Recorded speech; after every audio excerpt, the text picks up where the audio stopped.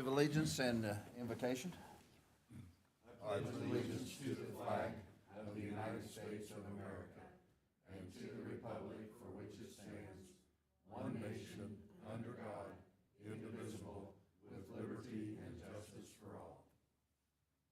Father, as we gather today to do the county business, be with us and guide us and correct and send us in the right directions on our judgments. Lord, we do ask one thing, less wind, more rain. In Jesus' name, amen. Amen. Thank you, Larry.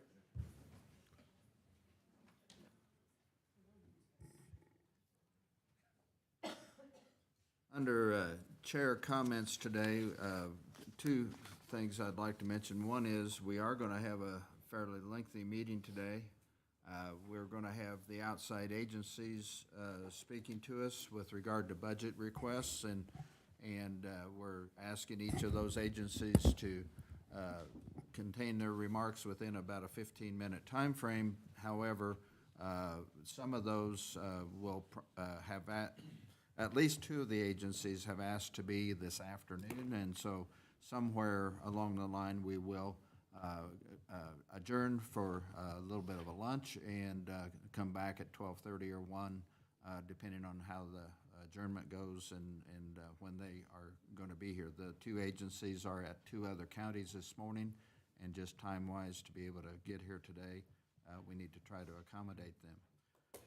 Second, we need to add one thing to the agenda with your permission, board members.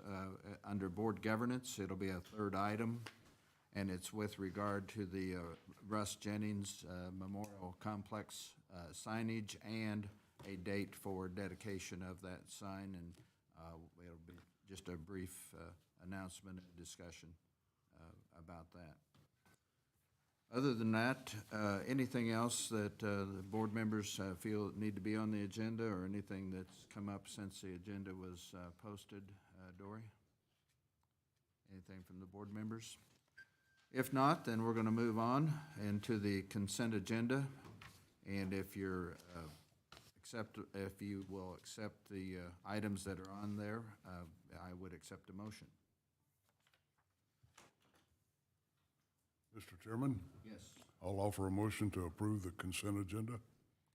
Here's a motion. Is there a second? Second. And there is a second by Bob. All in favor of that motion, please say aye. Aye. All opposed, nay.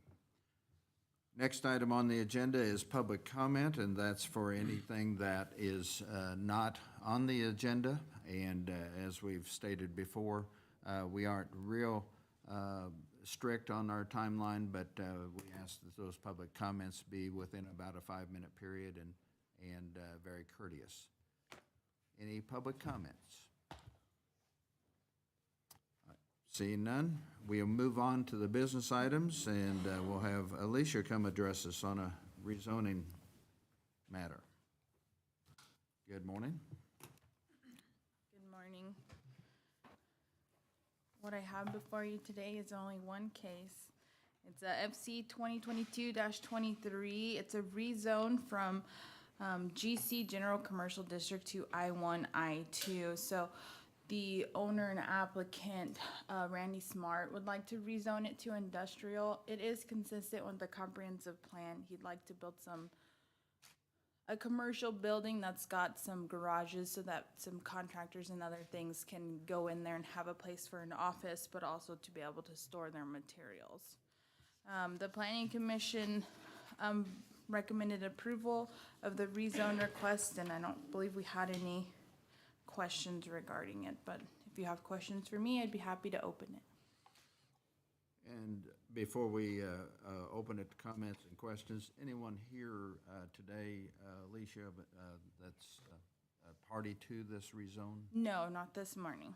Okay, all right, thank you. Larry? One quick question, since I drive by that all the time. Where the road off of Jones to Mary, people cut through the corner there, is what? Yes, so Plans there? I believe he's going to fence off on Mary Street, so he's asked for a entrance off of just West Jones. So I believe there's two entrances, or not real entrances, that people are using. The property owner just to the east of it is going to also fence in his property so that people, yep, stop cutting across there. But clear on the west end there in the little triangle deal is where they, you know, They- cut around, cut through there instead of going around the road. Yes, I'd imagine Mr. Smart was going to also close that area off. His entrance is just a little bit to the west of it, the one that he's going to have. Since there'll be several businesses, he only wants one entrance off of there. So he, Now, where's he proposing? the entrance will be right where the 3023 is, where his address is. That's where the actual entrance will be. Right there. There's a, Coming off of Jones? Yep. Coming off of Jones? Coming off of Jones. Yep. Okay. Any, Was there consideration of traffic on that road? or coming out of there and going left would be, or Yeah, going I back would- east would be something else. I'd think it'd be easier to come and go off of Mary. It probably would. I believe he didn't want the entrance off of Mary's, so he avoids other people going through his property. The businesses that he's wanting to put in his building won't have any customers.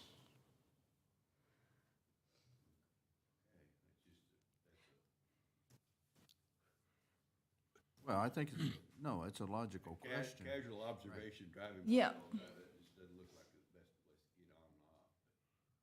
That's a logical question. Are we setting ourselves up for some problem in the future? So I appreciate you asking it. You know, your sight lines are not very good that way. Right. So he hasn't submitted any of the plans, but when he does, the county engineer and public works will also get to look at that. So if they feel like the entrance that he's requesting doesn't work, they can always reroute his entrance. But it's banked and it's drop off. Yeah.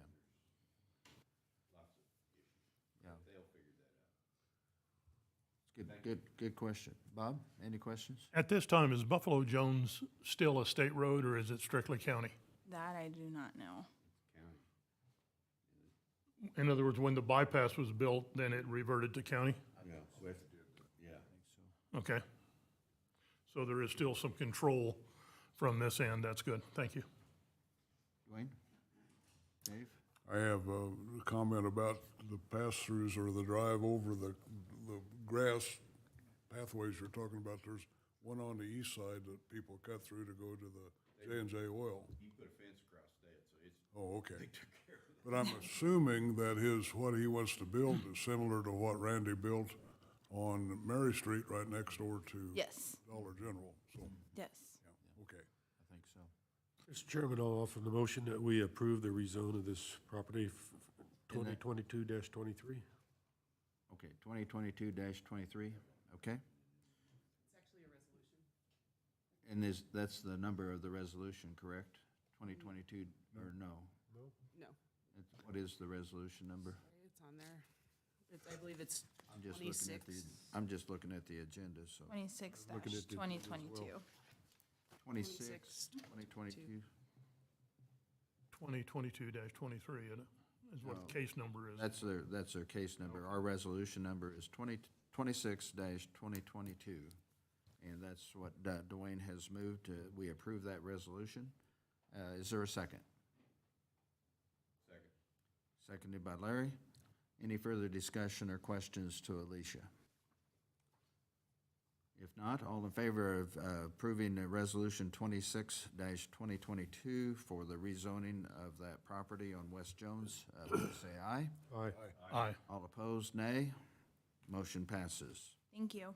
Okay, thank you. Linda, would you please give us a report, but before you, go ahead and move up there, but as you're moving to the podium, I want to make a couple of public comments with regard to this Northwest development, and it ties into the Western Corridor project.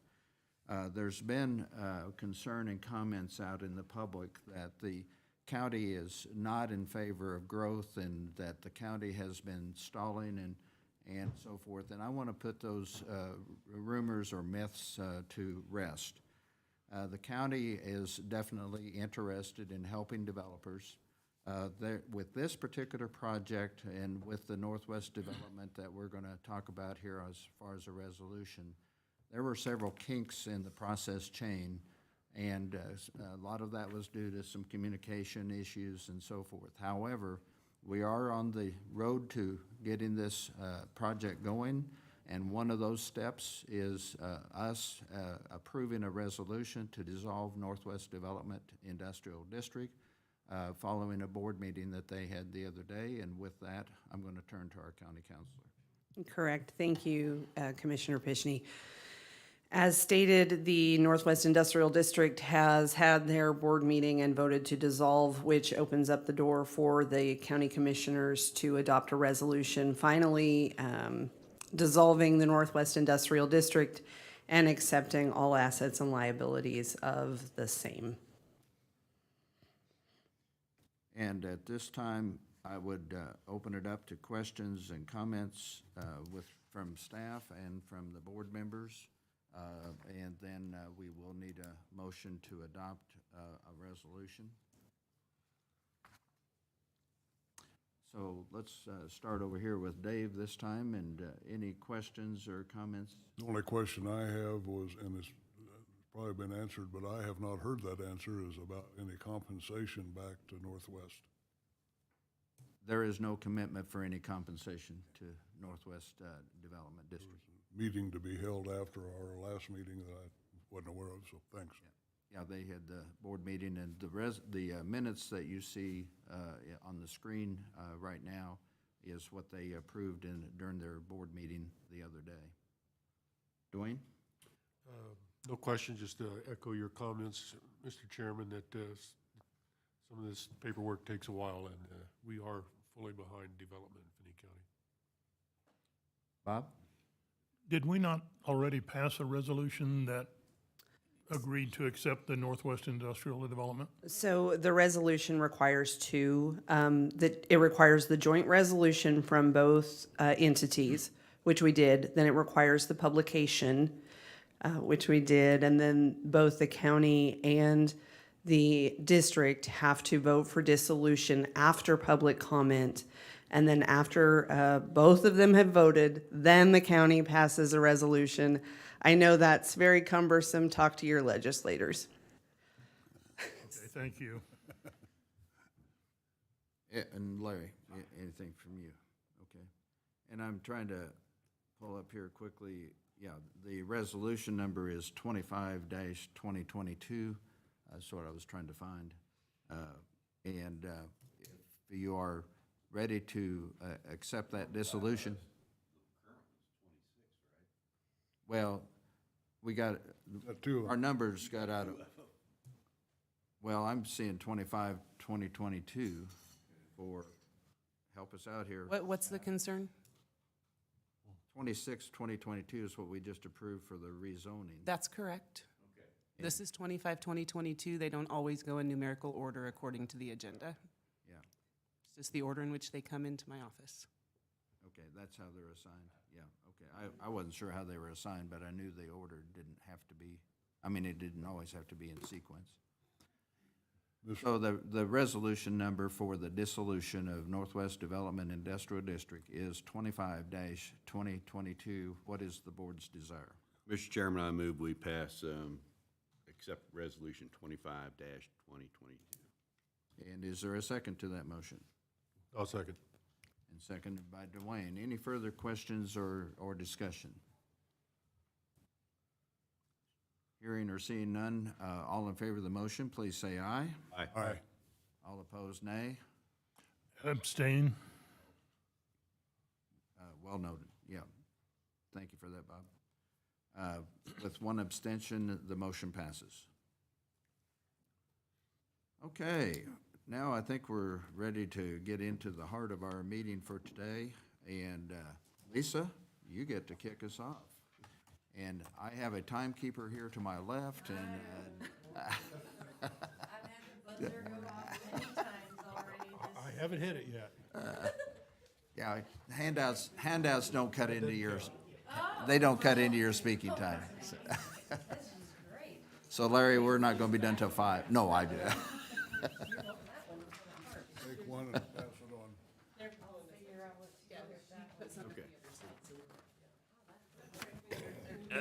Thank you. Thank you. Good morning. Well, yeah, while I'm still passing out, thank you all for Doesn't count on your time. Bob as our new Sure, representative. sure. That is going very well. You definitely hit the ground running, wanted to meet right away, tour all of our facilities, and know what we do at Compass, so it's been very nice. So I believe this is my 5th time here as executive director. I've been here prior as the director of the Garden City office. So for that 5th time, we are not asking for an increase in funding. I said at the last meeting that I was at, we may come to regret that with all of the inflation issues. However, a couple of years ago, we also got to enjoy some of the reduction in costs due to what was going on in COVID. So I'm sure we'll just be making that up in the next year. Probably fuel costs will be our biggest expense. However, I feel like I always make it very clear, the majority of our funding comes from fee-for-service. So we work hard to bring in every dollar that we do. So we will just have to work harder if that's what it takes to meet our budget at the end of the year. This annual report, I'm just going to point out a couple of different features that you could look at. I do feel like a good word that describes us is unstoppable. We will hit barriers and we will find our way around them. We have had an increase in crisis services since COVID, up 11% last year. It has really wreaked havoc on people, and I'm very hopeful for the day that we don't have to talk about COVID anymore. But workforce issues for us, people not getting back into life, and the impact that has on their mental health does bring them in for services. We did get an extension on that COVID grant that allowed us to serve people in Finney and Ford for free. And probably will run through the end of August. They're gonna let us run it out until all the money is gone. Some counties that were awarded that, the mental health centers didn't take the money, so we got extra money. Yeah, so that has been very helpful for us to serve people who we know have been impacted terribly by COVID in different ways. With the workforce shortage, then it's impacting our staff load. So one of the things that we're looking at our next board meeting is we will have to do an increase in our therapist salaries in order to retain. There's just lots of private practices popping up, other businesses growing to include behavioral health. Their salaries are higher. And because we're 24/7, we have to have staff. Megan and I had split the on-call weekend. And so again, the availability to be there for people regardless of whether it's Monday through Friday, 8 to 5 is very different for us as an agency than other people. I have outlined our statistics on who we serve, the number of services. Our televideo services have gone back down to normal, which we're very thankful for. The majority of our staff did not like Zoom. Our clients did not like Zoom, and we went back to what they wanted. Again, I feel like that's a very strong place for us to be. Some centers across the state, they had staff who threatened to quit if they had to come back to the office, so they're still doing Zoom. And our opinion would be that that is not necessarily what clients want, so we did not allow that to happen at Compass. So we're back at live services. The televideo comes in very helpful with bad weather, people who live out in the country, remote, not easy or expensive to get into town. Our sources of revenue are included as well as where our expenses go. We have some great stories in here. One of my favorite is the one of the veteran who we have served for a couple of years.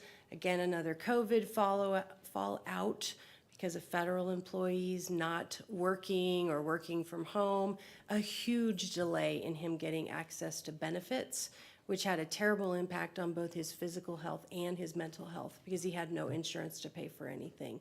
So that story is one of the only that is the person himself. He agreed to tell his story and to use his name. Everything else, the facts are the same, but the name's been changed just to protect the person. But we asked him if we could please be very, very factual in his story, because it is so impactful. So things that are coming this year and beyond for Compass, we did buy the former Russell Child Development Center building, which is behind our outpatient office, for the purpose of expanding our children's crisis services. The closest psychiatric unit for children is Wichita. Hayes is planning on opening one. 2.5 hours is still too far away for a child to be away from their family when they're in a mental health crisis. 988 will become a national number for people to call if in crisis. Our hope is that they will do 988 instead of 911. This way, where possible, we can keep law enforcement doing their other duties and not having to take care of mental health people. They can reach the national hotline. It will trickle down to the state level and then to the local level, and then we'll involve law enforcement if for some reason we need to bring the person in and they won't come in voluntarily. Also, we're going to reach for a new level of certification. It would be to become not only a CMHC, but a Certified Community Behavioral Health Clinic, which would change our funding stream to some extent, which should increase our revenue. That is the hope. Again, only driven by services we provide, nothing that comes to us free. But states who have implemented becoming a CCBHC do tend to bring in higher dollars, which they use solely for the purpose of either raising salaries or being able to bring in more staff because the salaries are higher. Right now, we suffer a lot because Colorado's a CCBHC, Missouri's a CCBHC, and they can hire for a lot, hire positions for a higher wage because they have that classification and higher funding stream. So we do believe that that would allow us to bring in more professionals and serve people better. Again, right now we're able to serve everyone, it's just not at the capacity. For example, someone might get a therapy service once a month or every 5 weeks, whereas optimal would be every 2 weeks. Get that treatment worked out, and then move on to where they don't need treatment anymore. But we're having to draw things out because we're short-staffed. And Megan's gonna tell you what we do locally. Good morning, my name is Megan Garcia. I'm the outpatient director for Finney County. This year on your handout, there are some personal stories of residents specifically from Finney County. Obviously, their names are changed, but the details are basically the same. I did want to talk a little bit today about the services that we provided to the Southwest Regional Juvenile Detention Center, their shelter, and the jail. Those were very impactful for us over the past year. The shelter, I'm sure you are all are familiar with it, is a short-term stay for foster care children. These children are typically very difficult to place and have very high needs. Compass has been able to work with the shelter very closely to provide case management services, therapy services, and most importantly also crisis services in the event that that child is struggling with emotional health or in an acute crisis.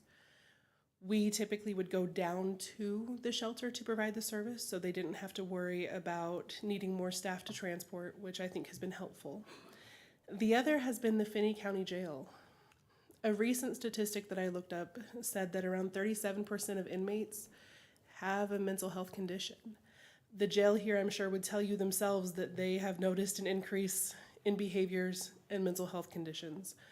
To help with safety, their staffing issues, all of the services that we provide there, we either go to the jail and bring the provider to the inmate, or we provide that telehealth to make sure that the inmates are getting what they need and to also help the county so that they don't have to worry about transportation, because it does cost money to bring in other staff to transport to an office visit or safety.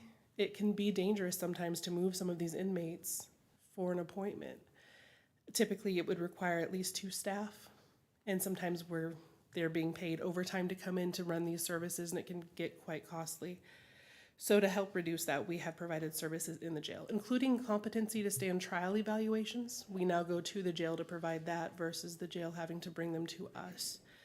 When we do have interns, students who are getting ready to be licensed at the master's level, We are also providing free therapy services to the jail, and we just concluded our year of that. Our interns are getting ready to graduate, so they provided free services to the inmates from August until April as well. Another program that I wanted to highlight is our summer program. So every year in Garden City, we offer a summer program for children with a serious emotional disturbance.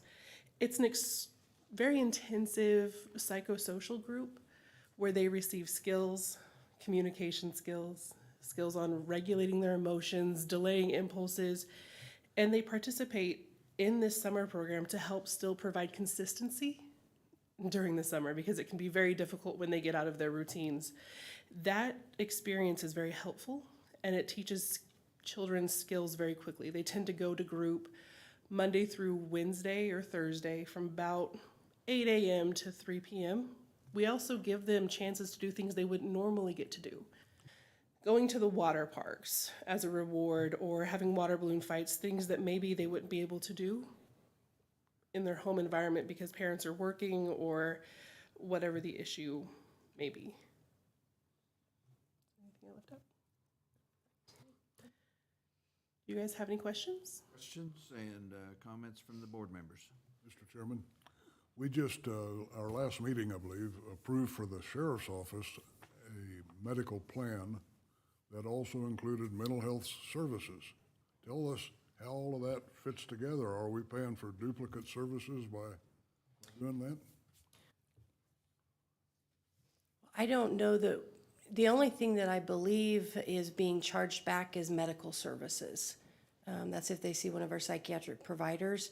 But if we do an evaluation for someone who's in crisis or therapy through a practicum student, that is all at no charge to the jail, and competency evaluations are paid for out of a state fund. So it's very minimal that we would charge anything back to jail or law enforcement. Okay. Then one final question, Lon. Years ago, we had a program with Compass, or before it was called Compass, for employee assistance. If they, tell us, is that still in place? Is that still part of the program, if you will? And how it's going? The last I knew, the employee assistance program went through new directions, and then they subcontract with us or other providers. So it just depends on where the person decides to go for those services. Okay. Yes. Well, again, makes me wonder how many duplications we have of services. And I don't know what the plan is with mental health services in the jail, if you have someone to do those services, but it would definitely be something we would be interested in. It's one thing to provide services to someone in the jail. It's another thing to provide services to someone in the jail and after they leave the jail. And I don't know what our percentage is, but a lot of the times when we get called to see someone in the jail, they're already our client. So we can get them on their meds right away. We can have one of our service providers go over and meet with them. And one of the new initiatives with the CCBHC is we have care coordinators. And so we're also going to get involved in the Stepping Up program. I'm going to throw something at you might not know about. But the jail, law enforcement, and us are going to a training in Hayes in June. And it's all about that continuum of care. So what will happen is the jail will fill out a brief one-page mental health form. And if someone has a mental health issue, if this works out the way we want it to, it would automatically trigger over to one of our care coordinators. And then we would find out if we serve the person, what we need to do to take care of them while they're in jail. When they're discharged from jail, likewise, they will let us know so that we can get our community people out there trying to engage them in aftercare. Because what we've definitely seen at the jail is people get back on their meds when they go to jail because it's being paid for. And then the minute they leave, if they have no resource, they don't stay on their meds. And then you've got this continual cycle where they're then doing something that gets them readmitted. So that is something too that we'll be working on after we go to this training in June. But it's called Stepping Up. Dwayne, anything? Bob? No, I would just like to comment that in my experience with the board and listening to their team at each meeting we have, they're very, very well organized and are very demonstrative in what they're doing. And I like the concept with the incarcerated people, because on the board, there are several law enforcement officials from throughout the area, and all of them are very complimentary of what's going on. Thank you. Larry? Lisa, on the juvenile detention center, I know that the child in need of care side, which, do you supply more services to the detention center or the child in need of care?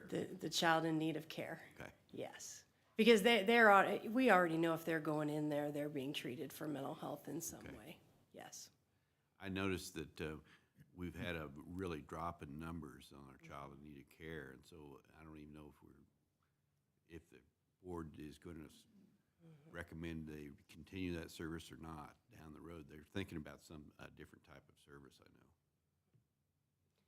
The same children they took in were the ones that we had at our crisis house a while back, and we went through 3 sets of flooring, tons of repairs to our sheetrock, appliances that were broken.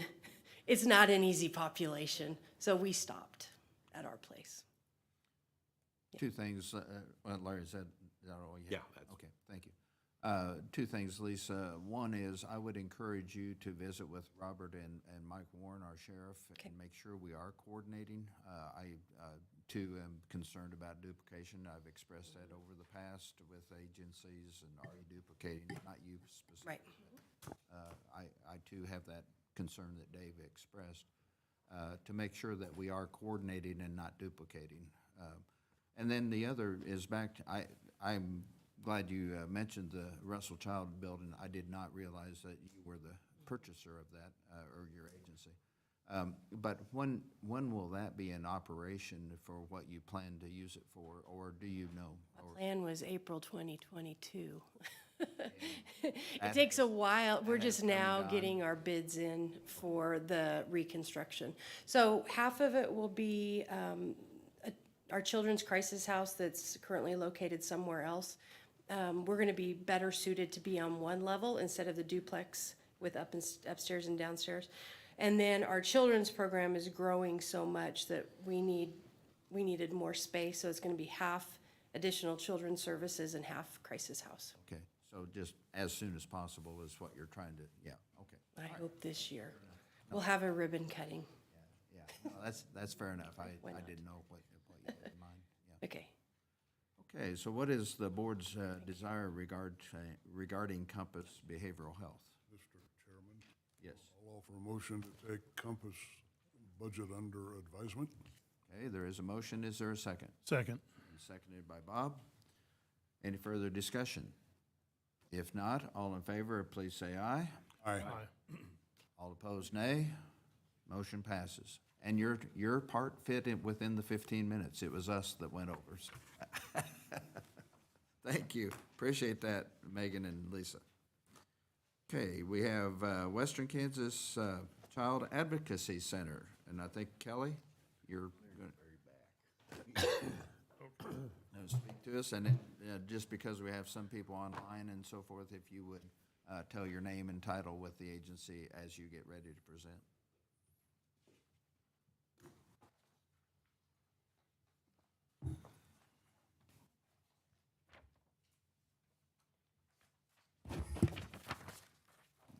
Thank you.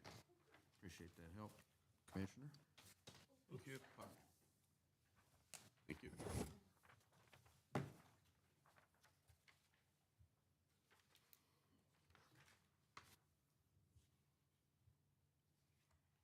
Good morning, Commissioners. Thank you for having me. And my name's actually Lila Mumgard. I'm with the Western Kansas Child Advocacy Center. That's okay. I'm sorry. That's okay. I'm here for Kelly Robbins. And I'm the Executive Director for the Western Kansas Child Advocacy Center. And let me just start by saying that we have a big job at the Child Advocacy Center. And our big job is to help children heal from the trauma of abuse. And that type of abuse that we see is physical abuse, sexual abuse, emotional abuse, and any type of witness to violent crime. And so what the Western Kansas Child Advocacy Center is, it's a place for children to come and tell if something has happened to them. We are part of that first response when there is concerns of child abuse.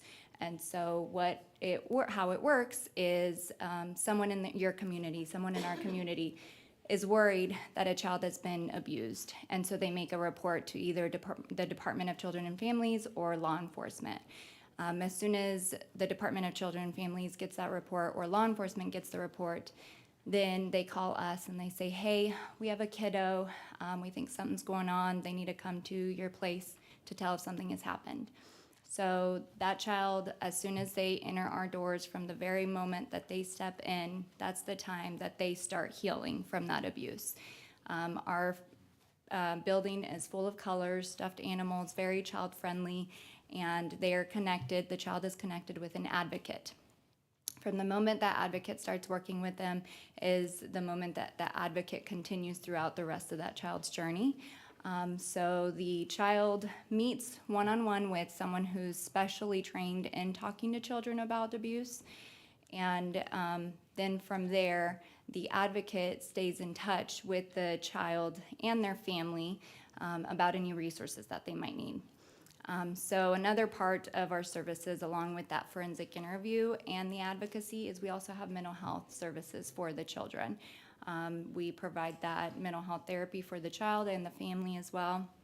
And then also we have art facilitation. Art facilitation is another form of emotion processing through art, and that's done by our therapists and then also some of our advocates. We also help children go through court. So a lot of the times the child may be part of that child in need of care case, or they might be going through a criminal court. And so the advocate will get connected with the county attorney and the assistant county attorneys and encourage making appointments, taking the child to the courthouse to get them familiar with the courtroom, and working that process, because no matter the age of the child, you might have a 4 or 5-year-old, you might have a 17-year-old, they're going to have to testify in front of their abuser. And so our job is to help them be comfortable throughout that process. The highest percentage of case that we see is sexual abuse. So there's over 80% of the time that the child has come in due to some concerns of sexual abuse. In Finney County alone, because we cover 34 counties, and over our 34 counties, we saw over 586 kids. But in Finney County alone, we saw a third of that number. And so there was about 3,178 advocacy that we did. So there was about 135 kids, and out of those, then the advocates made contacts with follow-ups with the families, stayed in touch with the kids, reached out to any of the services that they may need. We had, over 1,134 sessions with those children as well. And that's all in 2021. And so if you want to compare it to any of the other counties that we serve, again, Finney County is our bigger county. The next county over that we serve that would be bigger would be Ellis County. And Ellis County, we saw 68 kids. And out of those 68, there was 1,381 advocacy services. And as far as therapy goes, there's 273. So Finney County definitely is our biggest. We provide the most services in Finney County. And you talk to any of our staff, we love our job. We love what we do, and we do it for the kids. That's our thing that we say, is it's for the kids. Yeah. Let me interrupt you. Repeat, please, the difference between in advocacy, not all the different numbers, but advocacy for Finney County and Ellis County. Okay, advocacy for Finney County would be 3,178, and Ellis County would be 1,381. I just think that's an important stat. Yes, it's huge, definitely Please huge. proceed. Okay. Thank you. And so just to tell you a little bit about the impact that we do or that we could do, that we strive to do, is that we are, like I said, part of that first response. So we are part of the early intervention with the children that have experienced trauma. And by us engaging in that early intervention, our goal, and we see that, and statistics and studies show too, that it helps keep children out of the juvenile justice system, so out of the JDC. It helps them become community members in our community that are going to stay out of jail or are not going to need long-term mental health services. Trauma from childhood is a long-term thing that you deal with for the rest of your life, but it depends on the type of services and help that you get as a child to help keep you out of jail, that helps keep you a community member that gives back to your community in a healthy and safe way. I can tell you a little story. A couple years ago, we had a case come in. I got a call from one of the officers. They were already at the hospital with this 2-year-old, and it was a sexual abuse case. And this 2-year-old also had 4 other siblings. Upon arriving to the hospital, the 2-year-old was very, shy, very scared, as you can tell. And part of an advocate, I was an advocate then at the time, you carry your advocate bag. And inside of your advocate bag, you have coloring books, toys, anything to bring them some form of comfort, depending on where it is that you're going out in the community. And I had nail polish in there, and it wasn't regular nail polish that you would use, but the type of nail polish that dries up and you can peel it off for little kids. And so as she was going through her exam, I was able to do her nails. So that was able to bring her some comfort, some form of just relaxation while she was going through an exam. After that, we were able to bring her back to the Child Advocacy Center and start the interviewing process from there. Law enforcement located her other siblings, brought them there. It was a long evening into the night hours, but from there, then law enforcement found a police protective custody home for them to stay at because the abuse was occurring in their home, so they were not going to be able to go back home. So while they were looking for a home, then we were able to help get them a bag set up for each and every one of them.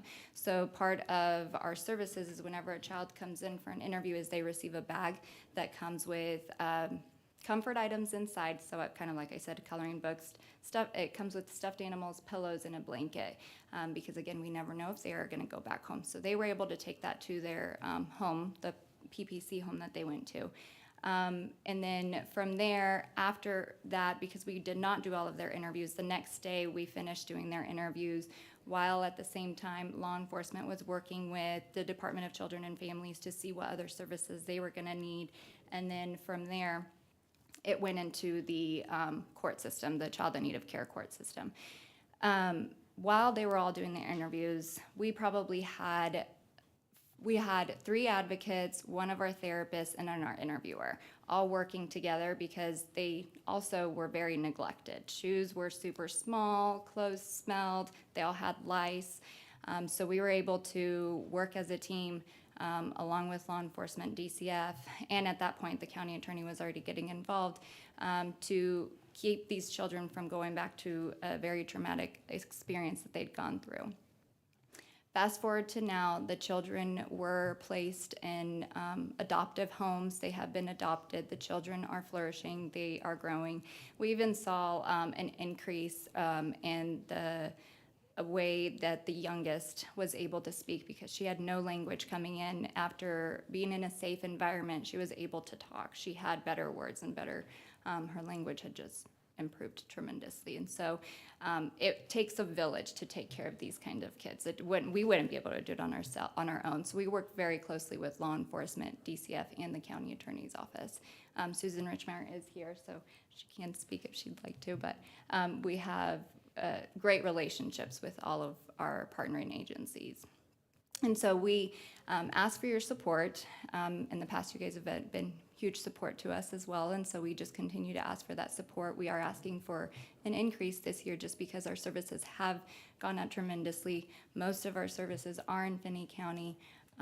And also, if we ask that you keep us in mind for your ARPA funding too, if that is a possibility, because we do fit under that, the COVID impact. Because of COVID, all of our kids were somewhere that they potentially weren't harmed because they had to be stuck at home when a lot of their safe place is at school. That's where the mandated reporters are. And so we did see, unfortunately, a dip in reports, but an increase in the type of abuse. We'll look at Larry first. Questions or comments? Couple questions. Yes. Number one, it looks to me like the majority of your funds are federal, right? Yes, we have some state, state grants and federal grants, and then donations. So your federal funds have been pretty assured. You've been able to retain them year after year. Yes, so far. We, however, unfortunately did see a loss in one of our big grants in October of last year. And so you might see that dip there. It was a federal fund from 2020, 2021. It was a $177,000 grant that we lost, and it covered 3 positions. And my second question, all your clients are referred to you through law enforcement?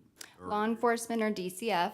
However, most recently, we do get phone calls from other agencies that they feel that the people that they know could benefit from our services. A forensic interview has to come in through law enforcement or DCF because at that point a report has already been made. However, we do have like therapy services that outside community members could call and ask for our services.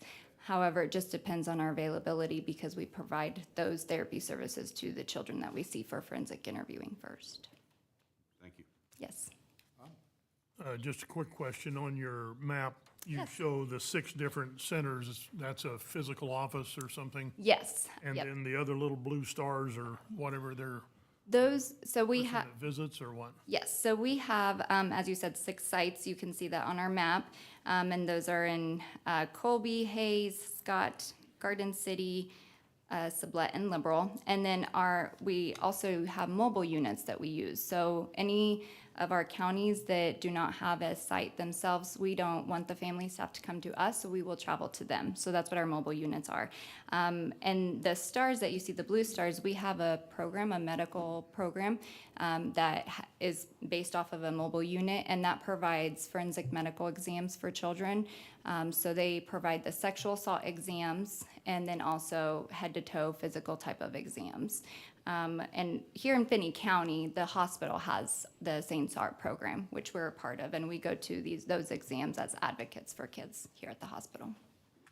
And then all the blue stars is kind of an as-needed, the mobile goes there? It's That's where, once a week, once a month? that's where the medical mobile unit program would go to. Okay. Because that's where they do not have a program there. Their hospital might not have a program there, the St. Art Hospital, or St. Art program. And so the nearest one next to Finney County would be Hayes or Liberal. So, Okay, thank you. yes, no problem. Dave? Couple questions for you. You're an advocate for the kids. Next up's gonna be Debbie, an advocate for the kids. So I'm gonna ask the question I asked to the last presenter. Yes. Tell us the difference between where there's not duplication or where there is duplication between you and CASA. So the difference would be is that we get involved as soon as a child abuse report comes in. And Debbie could correct me if I'm wrong once she gets up here too, but as for CASA, they get involved once the court appoints them an advocate.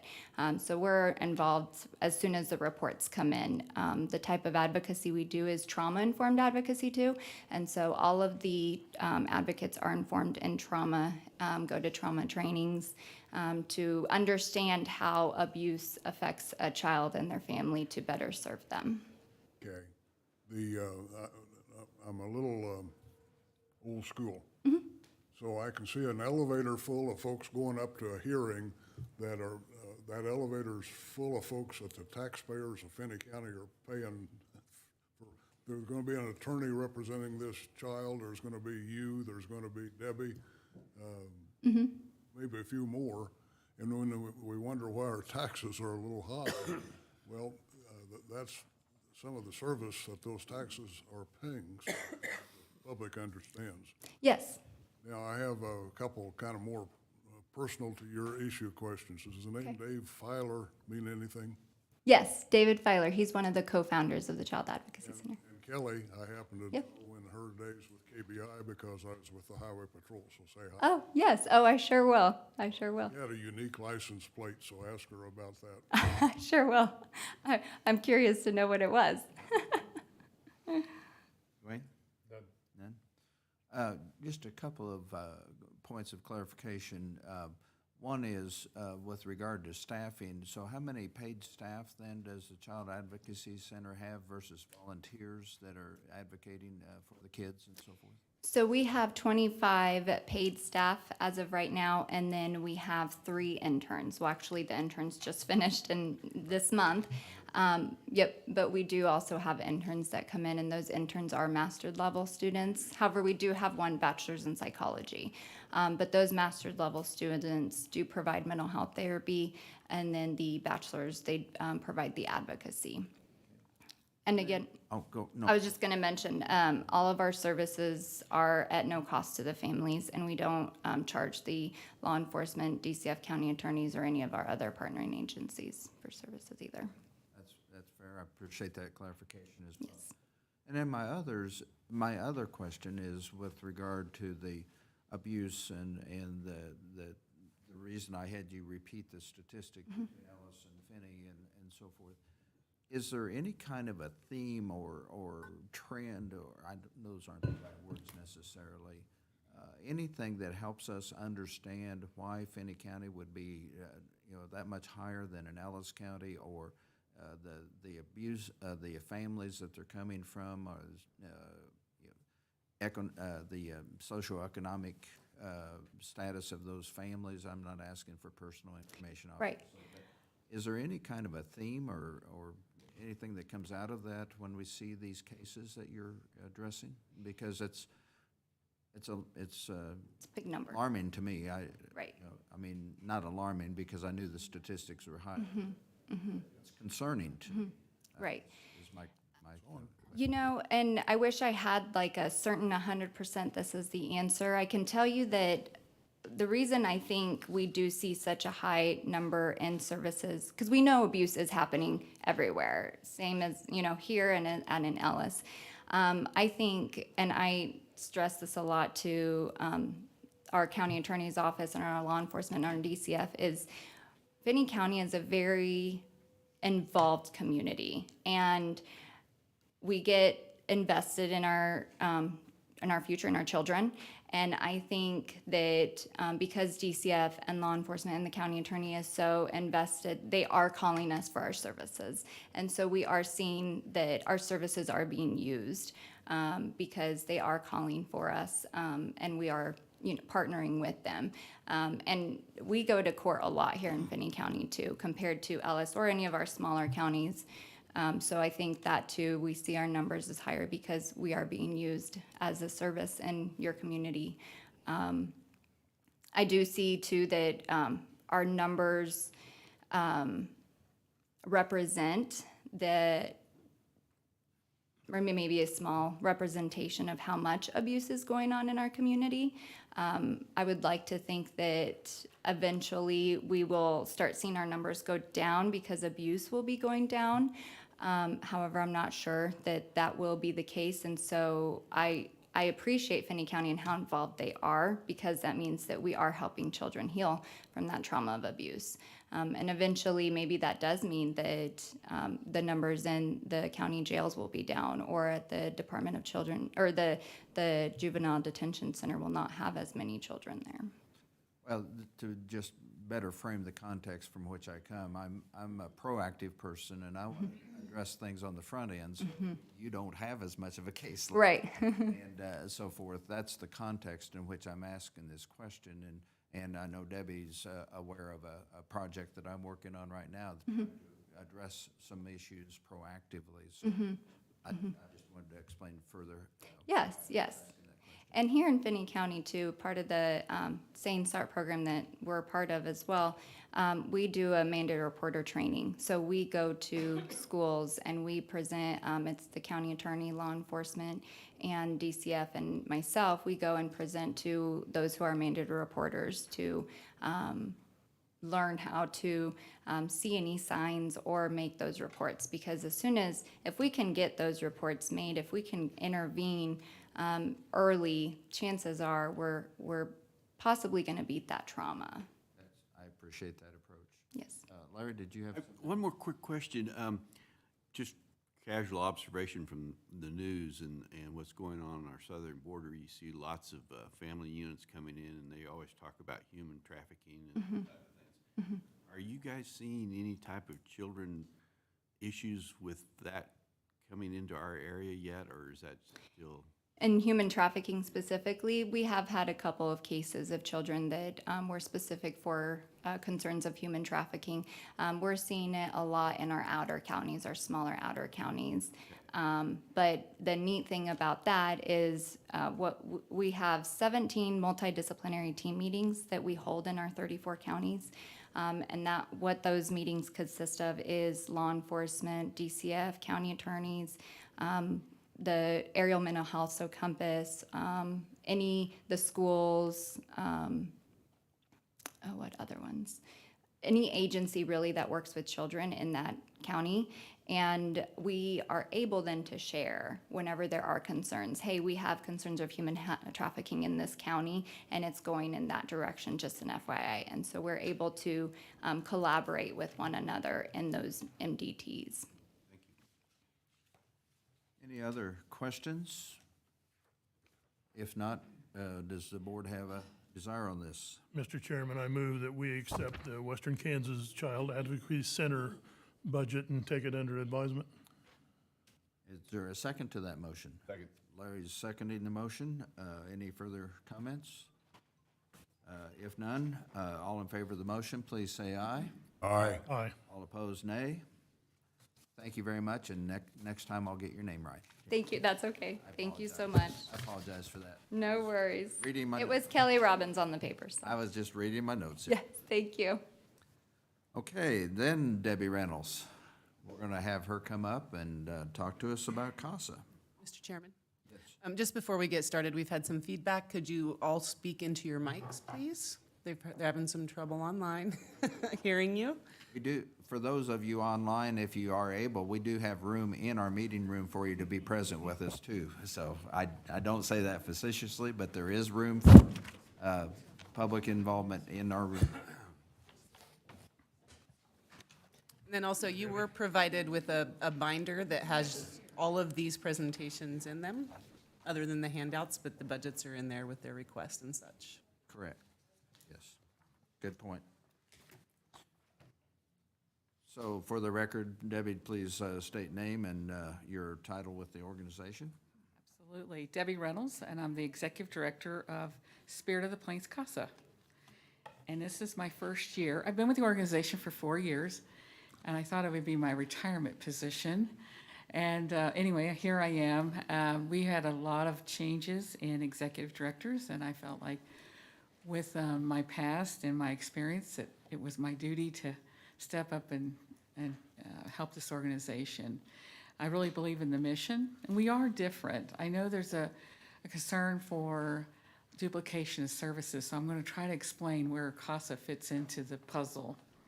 CASA has been here in Finney County since 1989, and it started, actually, CASA started nationally in 40 years ago. And how we got here was Judge Quint brought us here. He heard of the concept of the national conference and thought it would be great, because so often when a child in need of care, they get lost in a court hearing. The parents have attorneys, the grandparents have attorneys. The child is actually given an attorney called a GAL, guardian ad litem, but that guardian ad litem may have 70 children on his caseload or her caseload. The CASA comes into play, especially when the judge and the Finney County Attorney's Office feels like we need extra ears and eyes on this case. And so we are not appointed to every case. This year, in 2021, we actually appointed to 120 children here in Finney County. But so we're not appointed to everything. We're appointed to probably the worst cases. And we work with Western Kansas Community Foundation, DCF, St. Francis Ministries, TFI. There's all these different players. But we're different that the people that actually advocate are volunteers. There's only 3 people in our office, and we support the volunteers. We train them, and the volunteers are all walks of life. There's teachers. There's we have Deanna Berry, who now just retired from Russell Childhood. So we have all walks of life. Anybody can be a CASA if they go through the training and become certified. So where we come into play is that advocate only has, according to national standard, can only have 5 children. And so they can spend a lot of time with that child. They can be much more higher percent in the home. They can go to school. They can be at school conferences. And so they become really the intense voice of the child. So that's where we're different. We do work with all the folks. But I can tell you, when I first started with CASA, I was so impacted by a high-profile case we had in the county. It was when we did have a front page news story on the front page. And it was a case that there was 7 attorneys involved. And the case had been going on for 4 years. These kids have been in foster care for 4 years. And the judge went around and asked every attorney, what should we do? What would be should we give this mother more time to work on the case? And every one of the attorneys said yes. And the judge picks up the CASA report, which we actually give a report to the court, every court hearing beforehand for the court to look at, from our perspective, what our recommendations would be. And the judge picks up the court report and says, well, CASA is saying that permanency should be parents' rights being terminated. And I agree. What an impact. That 7 different attorneys said, yes, give mother a chance for permanency. And the judge said, I agree with CASA. The kids did have permanency.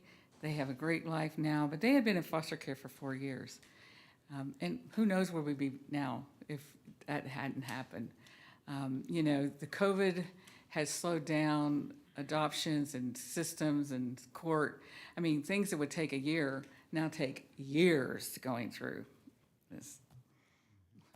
Joan, Ms. Lombard would understand it's really slowed down the courts as far as, especially with Sync Child. We have cases that's been going on for 3 or 4 years now that should probably have been closed 2 years ago.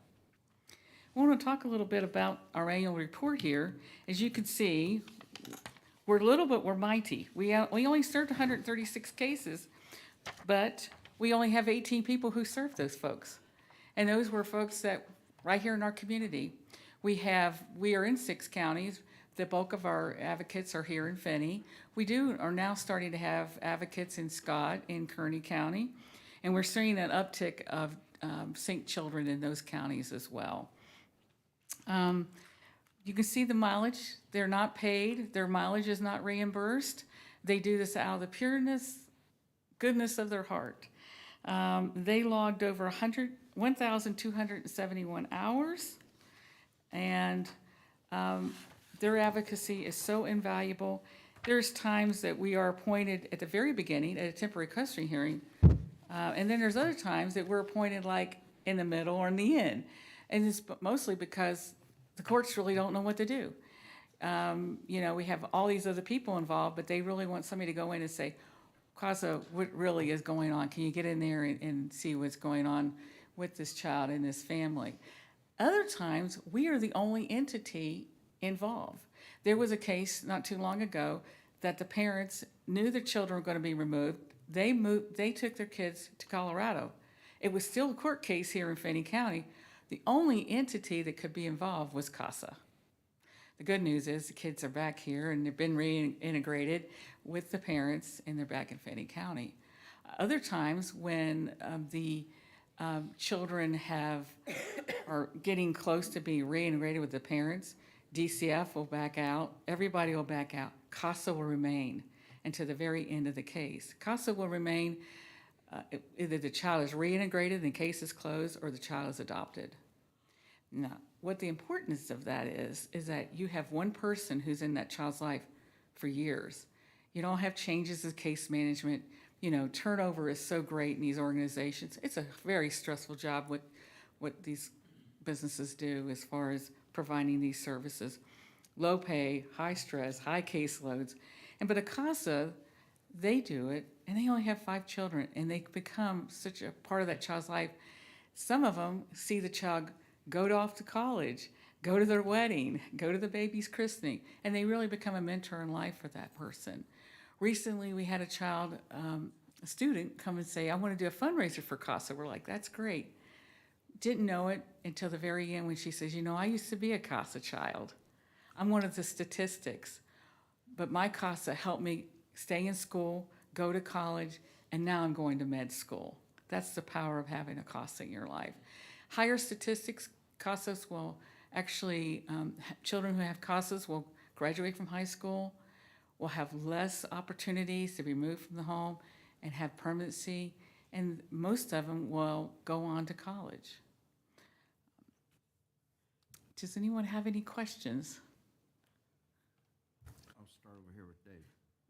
I don't, yet, I may. He will. Wayne? Larry? I know in the years past, the issue of getting advocates has always been a challenge. Is that still a goal, or you try to get a certain number, or where are you on that? My goal is to have an advocate waiting for a child instead of a child waiting for their advocate. It's a volunteer position, and some people become certified and they take their first case and they're like, oh, I can't do this again, because it's such a sad situation. Others, we have some CASA who's been with us for 16 years. You see, you just never know. We have some who move. I mean, it's always constantly revolving. The other thing is, if some people who have been CASAs want to take a break, they'll say, I had the toughest case. They can take up to a year break as long as they remain certified with classes. And a lot of them do that, just because some of the cases are very, very sad. And, a child loves a parent no matter how bad the parent is. And when you make a decision to sever those ties, that's pretty traumatic for the family unit. We want all kids to be unified with their parents if their parents are healthy. While I'm thinking of it, Lon, a thread that we see at CASA is 68% of the cases that we get usually are because of drugs. Not occasional drug use, but fentanyl, meth, opiates, that parents think, oh, I can be a good parent and take drugs. And we're like, no, that's the drugs lying to you. So that's a very common thread that we see in CASA. We see everything else as well. But when I did the studies, that's what I saw. Nothing. Thank you. My question, and maybe I've asked this in previous years, but is there an age range for the children that you're advocates for in the court, or is there, and if it is here, I missed it, what age of those children do you see as CASA volunteers or as CASA advocates? We have to be 18 to be an advocate. No, The children we ones serve. you're serving. Oh, it's The ones you're. birth to 18. Okay, birth to. If the child is disabled, we can actually support them a little bit longer until they get services with the state of Kansas. Birth to 18. Yeah. Other things that you want to present to us? No, we didn't ask for very much. We are reliant on lots of grants that we have already starting to see the fruition of some this year that we've actually been successful with our request, and donations. We really appreciate all the counties. We know that some of the counties don't give us near as much as Finney County. We really do appreciate that. Mr. Chairman, Yes. I would offer the motion to take their budget request under advisement. There is a motion. Is there a second to that? I'll second. And Dwayne seconds. Any further comments? If not, all in favor of taking the CASA budget under advisement, please say aye. Aye. Aye. All opposed, nay. Thanks, Debbie. Thank you. Motion passes. Thank you, Debbie. Appreciate your spirit of helping. And let's do one more, and then we'll take a brief break. And Patty, okay, there you are. Sitting behind Nelson, I couldn't see you, so. Thank you, Sturt. Patty brought her right hand. I see that. I see that.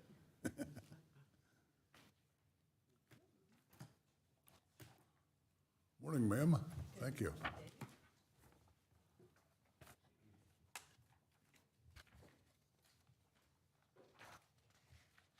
you.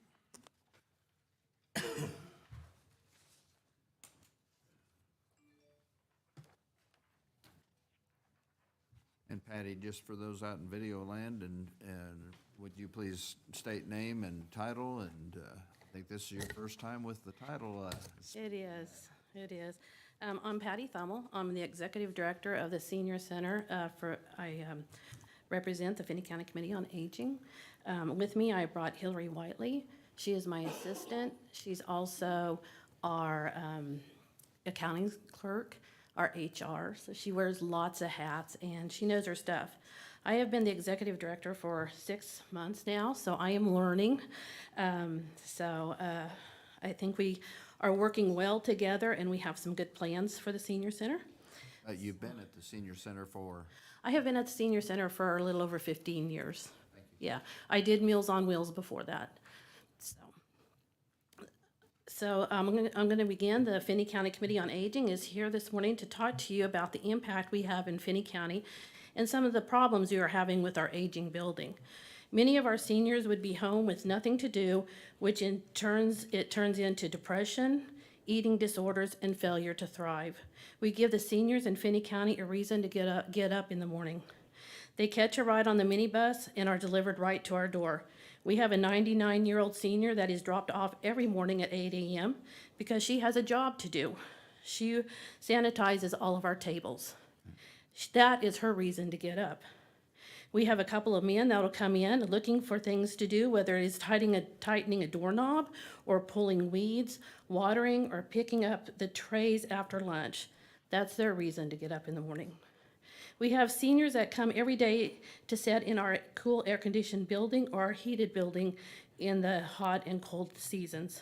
We have a well-stocked library, puzzles, TV, and movies for them to enjoy. We have 40 to 60 seniors that eat lunch and socialize every day.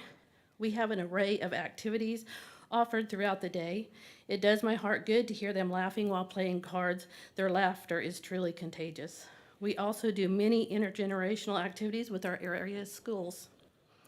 Meals on Wheels is feeding 90 to 95 homebound seniors Monday through Friday with an option of a sack lunch for the weekend.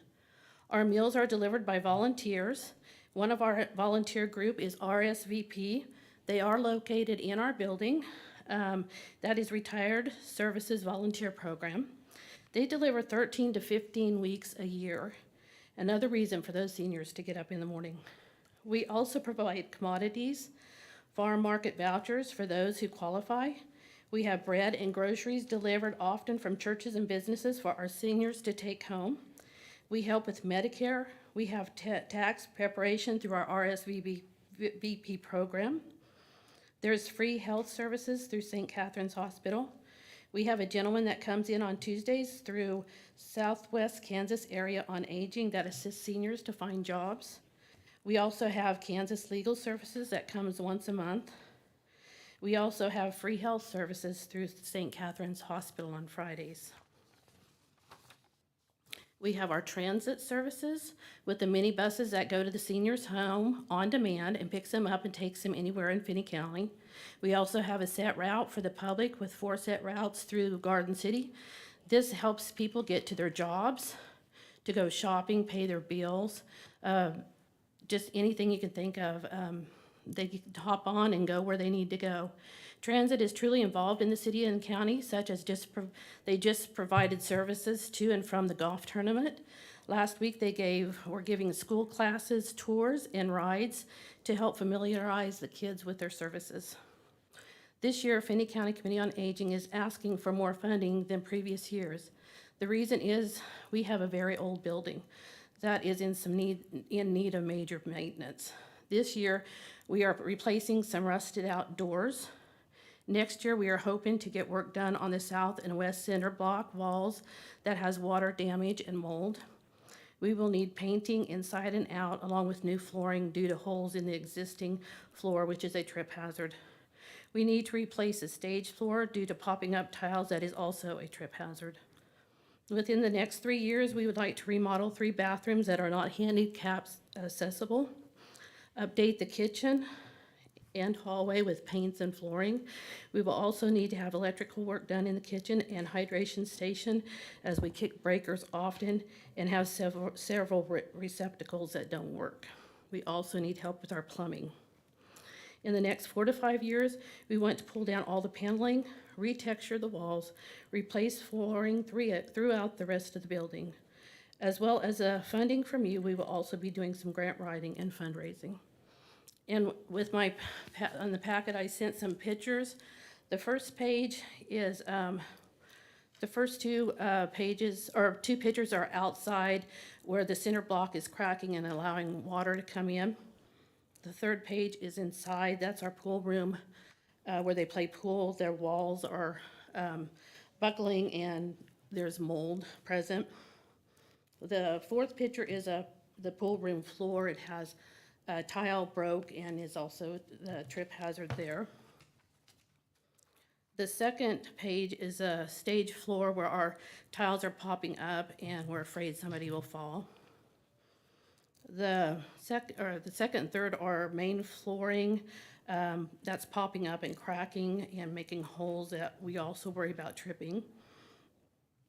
We have carpet in the building being held down with tape. That's in RSVP. We have carpet popping up in the hallway. We also have carpeting in our doorway that's starting to fray. The last page, those 2 bathrooms are women's bathrooms. They're very, very tiny. And they are not wheelchair or handicap accessible.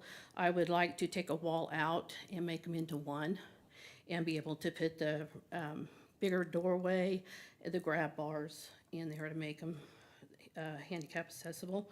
Our plumbing is an issue. We've had very corroded plumbing throughout the building. And then the last picture is a paneling that's starting to pop up off the walls. So that's just a few of the things that the bigger things that need to be taken care of. So is there any questions? Larry, we'll start with you this time. Looks to me like you have a maintenance problems. Have you scheduled anything like for long-term? Well, with Rex? No, I haven't, just because I'm not into the facility dude yet. So I have got advice from Chad Elliott on our center block wall. He can't start on that until next year. I am replacing the 2 metal doors that are rusted almost through. They were supposed to start Friday, but there was no doors in town, so they had to order. So whenever those get in, they'll do those, and then we'll just gradually start working from the pool room out, because the pool room is the one that's got the cracked walls and the mold issues. Bob? Yeah, I guess I would tag on to what Larry's saying, and, until you get a program defined, it's very difficult to start attacking, but it's also a time where perhaps with a program defined, maybe some ARPA funds could be put that way. I really hate to see you have to use your operational funds to bring this back to life. I know you serve a very, very important population, and it's necessary to keep them going. Dwayne? I see where your capital outlay is $155,000. Is that your hope to use bulk of that for some of these repairs, or is that line item for something else? Both. Including our minibus. Just because we have people online, please. It also is set aside for our transit department to purchase a new minibus, so. A new minibus is in the 155,000 Correct. he's asking about? Okay, just wanted to clarify. They have been ordered, but with the slowdown from COVID, they're still waiting. So that's why that money's there. It's already spent, we just haven't got the buses per se, coming in, so then we can pay out for those. Dave? Mr. Chairman, I think that building may be somewhere around 70 years old, if not a little older. And it makes me wonder, at what point do you say, okay, it would be more cost-effective to replace it than to rebuild it? So I know that buildings are expensive, but that thing it has some significant problems with it. The plumbing is all under a cement floor that holds the building up, so you start tearing just the plumbing is gonna be a major undertaking. So anyway, they have a problem that needs to be addressed. Yeah, I don't have any questions. I would just echo what's being said here is a plan of action and knowing what that might be, what the priority 1 is and 2 and so forth. Okay. I appreciate, what you're illustrating to us and. Our priority right now is getting the doors. We have one door that blows open in the night if the wind's blowing a certain direction, is to get our doors replaced this year because that's just safety.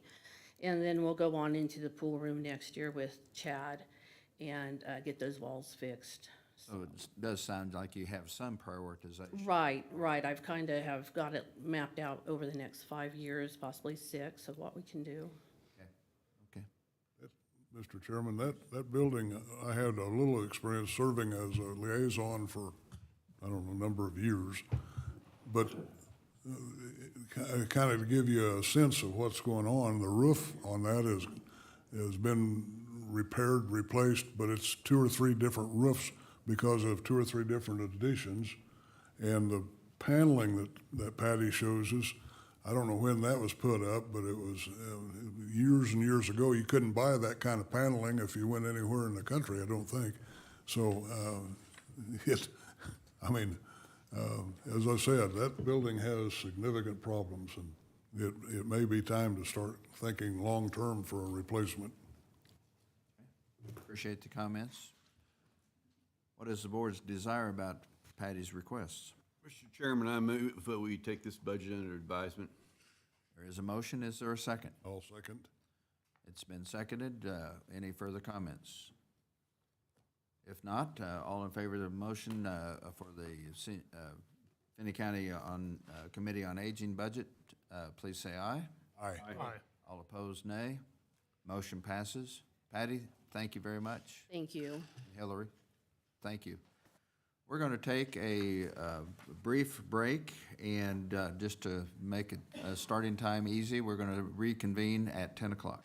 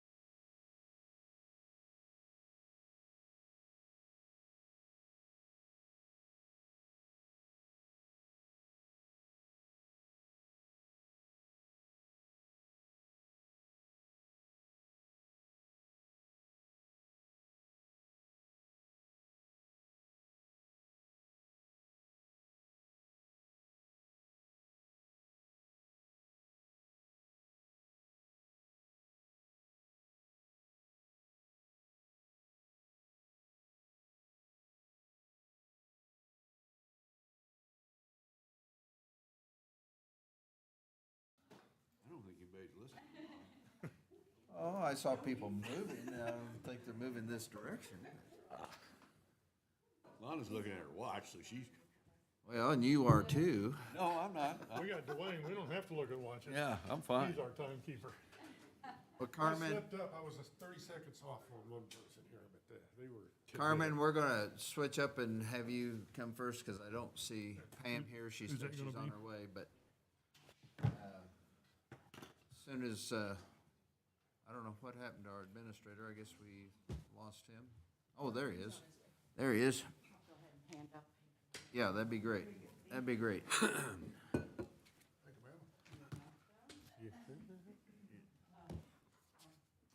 Thank you. No, thank you. Appreciate that, Carmen. Thank you. As we reconvene, remind Carmen and other speakers, please, for the audience outside of this room, state your name and position with the organization.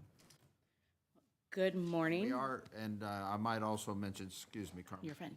We are taking one out of order here because Pam with the library is on her way but not present. So, Carmen, I appreciate you coming in.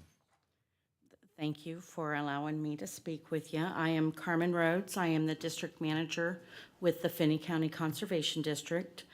A brief overview of the Conservation District. Statewide conservation districts have been in place since 1947. I've got to double check that. Been quite a while. We've been around. After the dirty 30s, it was a big deal. We provide financial, technical, and educational opportunities to the citizens of the county. There are 105 counties. There are 103 conservation districts. There are a couple smaller counties that are teamed up in the northeast corner. It's kind of easy to do up there, not so easy here. We had a county over that was without a district manager that I was trying to help while they were without. That was very difficult. Very difficult. I know at some point we have talked in the time that I've been around about combining counties and just the time that goes into the programs. It's hard to do from the experience that I've had the last few months. I have provided you a copy of our local work group meeting, which is a meeting that we hold once a year. We invite the county to attend to provide feedback on what their resource concerns are. Our primary focuses are water and soil. Of course, any kind of natural resource concern that you have, we would be glad to look into. The local work group meeting gives the public an opportunity to voice their concerns. Because we are on a local level, we can take those concerns to the state and federal level to help mold our federal programs to meet our area needs. Because what we need here in Finney County is not what they need in the northeast part of the state. Very different. So this is a way for us to take these notes back. We give them to NRCS. They take it to the state committee. They look at it and what kind of changes can we make on the federal level. On the local level, we can take those concerns with our board, which consists of 5 board members that are elected. They are volunteers in the county. We can write up some recommendations and take them to the state so that possibly it's something that we can provide through our state programs. Our state programs is funding that we get through the state water plan, the Kansas water plan, to address concerns, whether it be soil erosion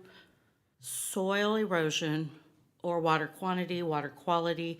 There's 2 different programs there. One's water resources. That they provide cost share assistance to help promote these practices, to help keep our soil where we have it and maintain our water quality in our water quantity, which is a huge deal here. Irrigation is what we do. However, we need to look at different ways to do that, to manage it. I do want to point out real quick who I have here. I have a board member, Brandon Miller, over here. And I also have Casey Robinson, who is our supervisory district conservationist with Natural Resources Conservation Service. Make sure no one else had walked in behind me. I was just talking, and Brandon's got sprinklers talking to him right now on what he needs to go do. One thing that the state is doing right now is promoting irrigation technology. How can we increase our awareness of what we need, what and when we need to irrigate?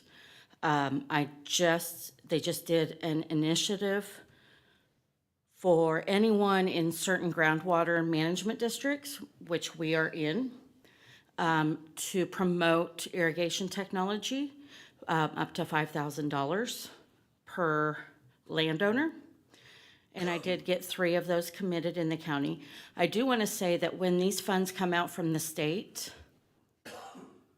they are coming from the state water office. And we have a program in place to provide that cost share assistance and follow the state guidelines. That's why the conservation districts are the ones that maintain those, because that program's in place. So either way, that funding's gonna go. I'd like to keep it, whatever Finney's allocated, I'd like to keep it in Finney. If we don't allocate it, it goes to another county. So that's one of the programs. The other program is our non-point source program, and that addresses more of our abandoned water wells and our septic systems, failing septic systems. That has been a concern of mine the last couple years because the funding is decreasing on that on the state level, but the need is staying the same. And that is something that we can't hold off on, or the landowner can't. You know, if they've got a failing system, they need to address it immediately. It's not something we can wait until our next funding pool, which starts July 1. So for example, in 2008, we received almost $60,000 for failing systems and abandoned well pluggings. In 2022, we received less than $7,000. That doesn't even that doesn't even cover the cost of one system. Our max payout that we will do on a system is $2,500. So again, we say in our program up to 70%, we're not even close to 50%. So $2,500 is the max a landowner can get in assistance on a failing septic system. So this past year, I was able to fully fund 2 at the $2,500, and then partially fund 2, and I turned down several because I didn't have the funding. I have 3 applications sitting on my desk right now. One has no running system at all right now. 2 of them have been failing, and they need to get them addressed. I don't know what kind of funding I will have for this year, but if it follows what we had last year, I'm not gonna be able to handle all 3 of those. That's the sad side of the story. The fun side is the fact that we are able to get back into the schools. I am able to have my gatherings again, my educational meetings. Again, we work greatly with a lot of outside agencies. Some of these programs we couldn't put on without the work together.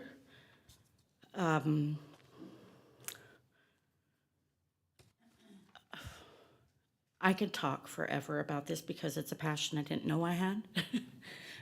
So I think I'll just stop there and answer any questions you have. I'm sure you'll have some.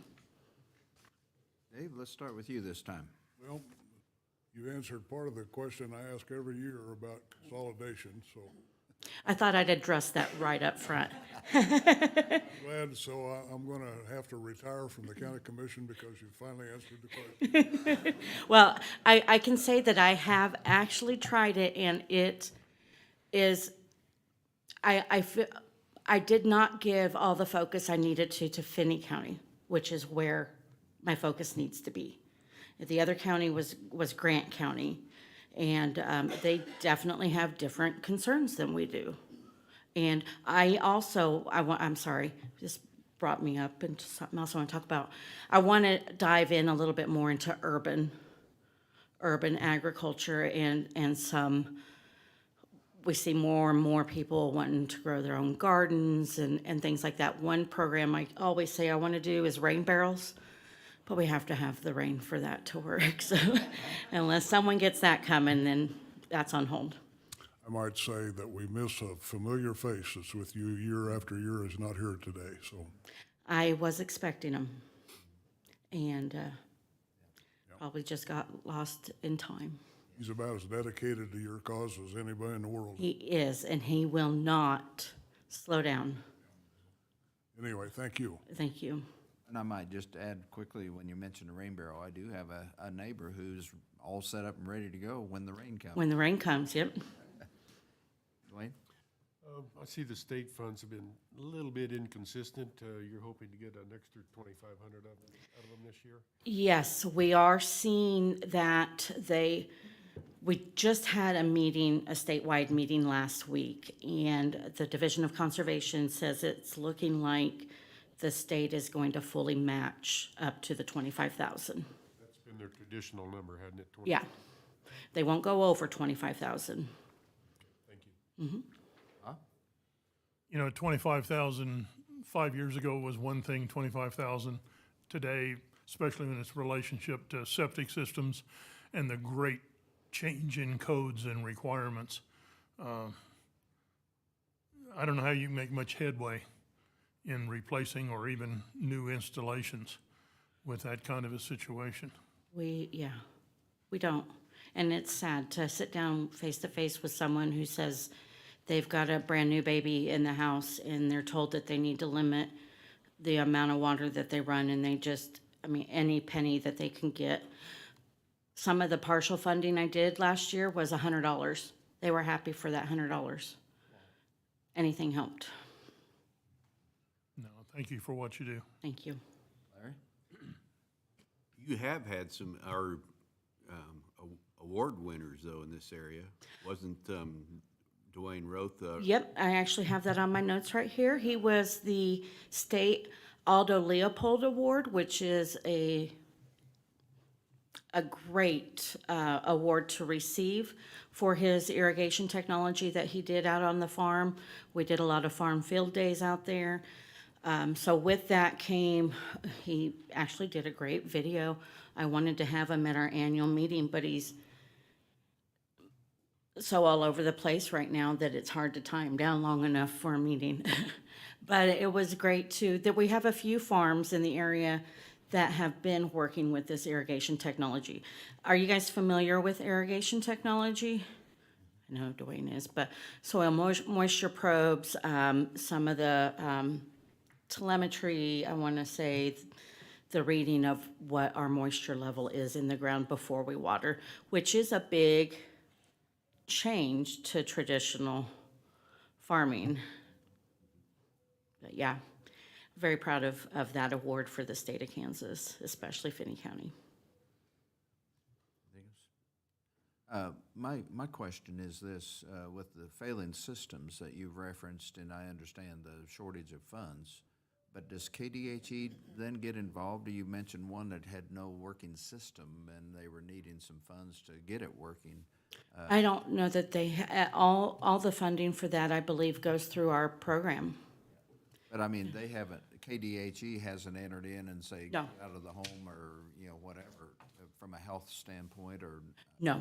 I'm taking it from a health perspective. Right, not as of right now. I will say, so the 30, I forget if I asked for 30 or 35, I kind of. 35. That primarily goes for our operations fund. I have been talking to other counties who do have a separate county cost share program where the county provides some funding. And basically, they use up the state portion first and then dive into the county side. If that's something I'm still trying to figure out how that works. I think it's just the same. We go through the same program that we do through the state, only we would have a separate account that, say, if you guys were ever interested in doing that, $10,000 to fund for septic systems. Have a separate account for that, follow the same ranking, check out whatnot program that we have already in place for the state, and go that way. But no, as of right now, there is, I mean, it is a health concern. At one point, we did have a program that we did out at Towns Riverview. It was before my time, but I still have all the paperwork and documentation of all the failing systems and all the kids walking through the sewer, and that's not what we want to happen. So it's best to try and address some of these before we get to that point, but. I agree.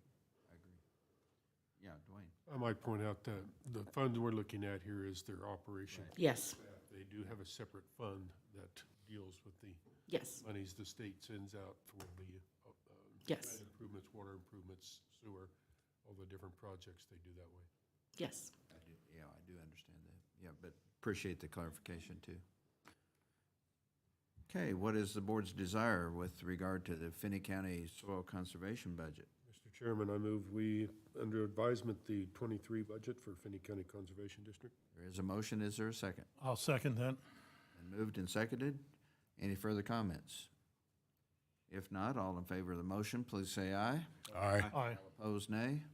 Motion passes. Carmen? Thank you. Thank you very much. Appreciate what you do. Thank you. And the rest of you as well. How come she didn't let you come up to the podium? Oh. Okay, Pam is in the room, so we're going to backtrack to the Finney County Library. And Pam, for those in online and stuff, if you would state your name and position with the library. Yes, Pamela Toller. I am the director here at the Finney County Public Library. First of all, I'd like to apologize for my tardiness. I was out in Nature Explorer and lost track of time. No problem. We're in good shape. So, speaking of Nature Explorer, we're really excited to have been able to update a lot of different things in that area, and it was opened just this last week again. So please come out and see that. I just want to tell you guys a few of the really great things we have going on at the library that is possible through our taxes and through your guys' willingness to help us out. Our strategic plan includes educate, enhance, connect, and engage. We are providing educator cards now, which allow educators, including daycare providers, to come in, have a separate card from their personal card, and check out more items for a longer period of time. For Enhance, we have our new hotspots this last year. We have 22 right now, and in July, we'll be getting, hopefully, another 11. We'll be applying for those. Connect, we are working on the Community Cultural Day, which is the 21st, this coming Saturday. We are able to work with Ministerial Alliance and many other nonprofits in town to provide a day of culture for everyone to come and learn about the different cultures that we have here. I believe this year we have 12 different cultures that will be joining us. For Engage, one of my favorite things from last year is our Little Sprouts story time. So we went to the farmer's market every single Saturday except for one last year. And we were able to provide a small story time, the ability to check out books, and the ability to sign up for library cards right there at the farmer's market. We saw a lot of children and some really excited parents as well as other adults. The library this year was nominated for the best nonprofit in Finney County with the Garden City Chamber of Commerce. We were very excited to receive that nomination. We also put in new doors, same as the ones you guys were able to put in here. So we have sliding doors at the front of the library, hoping to put in another set into the library proper. Are there any questions anyone has? Mr. Chairman, the question, I don't know for Pam or for Robert, but in our packet that came to our computers at home, we have a sheet that shows your total request, but we don't have, I don't have the sheets in between. We have one form here on, mostly on Wappler. And Oh. so the sheets that I'm missing are the ones that show year by year. I didn't see that either. I don't know if we can have that. In the book, though. Yeah, it's in the book, so. Oh, it's in the book? Okay. Yeah, I'm not working out of the book. All right, my apologies, I haven't been in the book here, so I'm doing what was online. Yeah, what we had in our packet was what's on the screen today, or right now, but yeah, if it's in the book, then we have that information. I've got too much stuff, I'm just not working out of the book right now. I'll get to my book later. Well, let me take the others first before I ask my question. Do you have questions? Well, go ahead now. No, go ahead. I'm working around the room here. But I didn't have all of the picture here, so. The library, I'll just point out for those online or in the audience that are not aware, is by its very creation, an animal that has a mill levy requirement, if you will, that the county commission is not to exceed 1.8 mills, is that correct? 1.9. 1.9 mills in our appropriation, but that was a challenge when the library was built that the taxpayers funded, so that's it. Dwayne, anything right now? Bob? No, very well presented. Larry? Some for our edification, but also for those who are in the audience and online. Please speak a little bit, Pam, to our contractual agreement with our management company and how that's working and is there a new contract and so forth and so on. Just get into some of the details because there is an outside firm that's being contracted to manage the library, and I don't know if everyone is aware of that. Absolutely.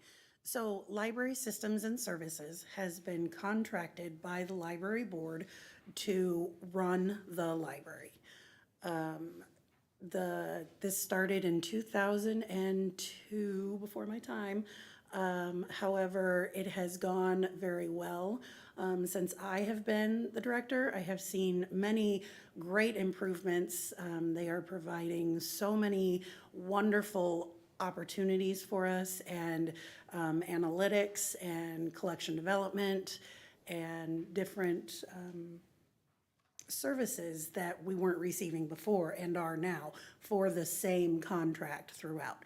Our contract did end last year and it was renewed. It is a 10-year signed contract. However, if the board decided to bow out, they would need to tell them by July 1st of this year to be out on January 1st of next year. So with the running of the library being through Library Systems and Services, the staff, including myself, our Library System and Services employees, we are not county employees. And that's something that isn't thought of as things go through. Yeah, I think it's important for people to know that the county is paying a fee to the management company, and then in turn they're hiring the folks like yourself to manage the library. And I don't know that everybody in the community understands that. So One more comment, Pam. You might also address while you're telling the story about the Wampler phone and the restrictions that you get, the monies that come off of it.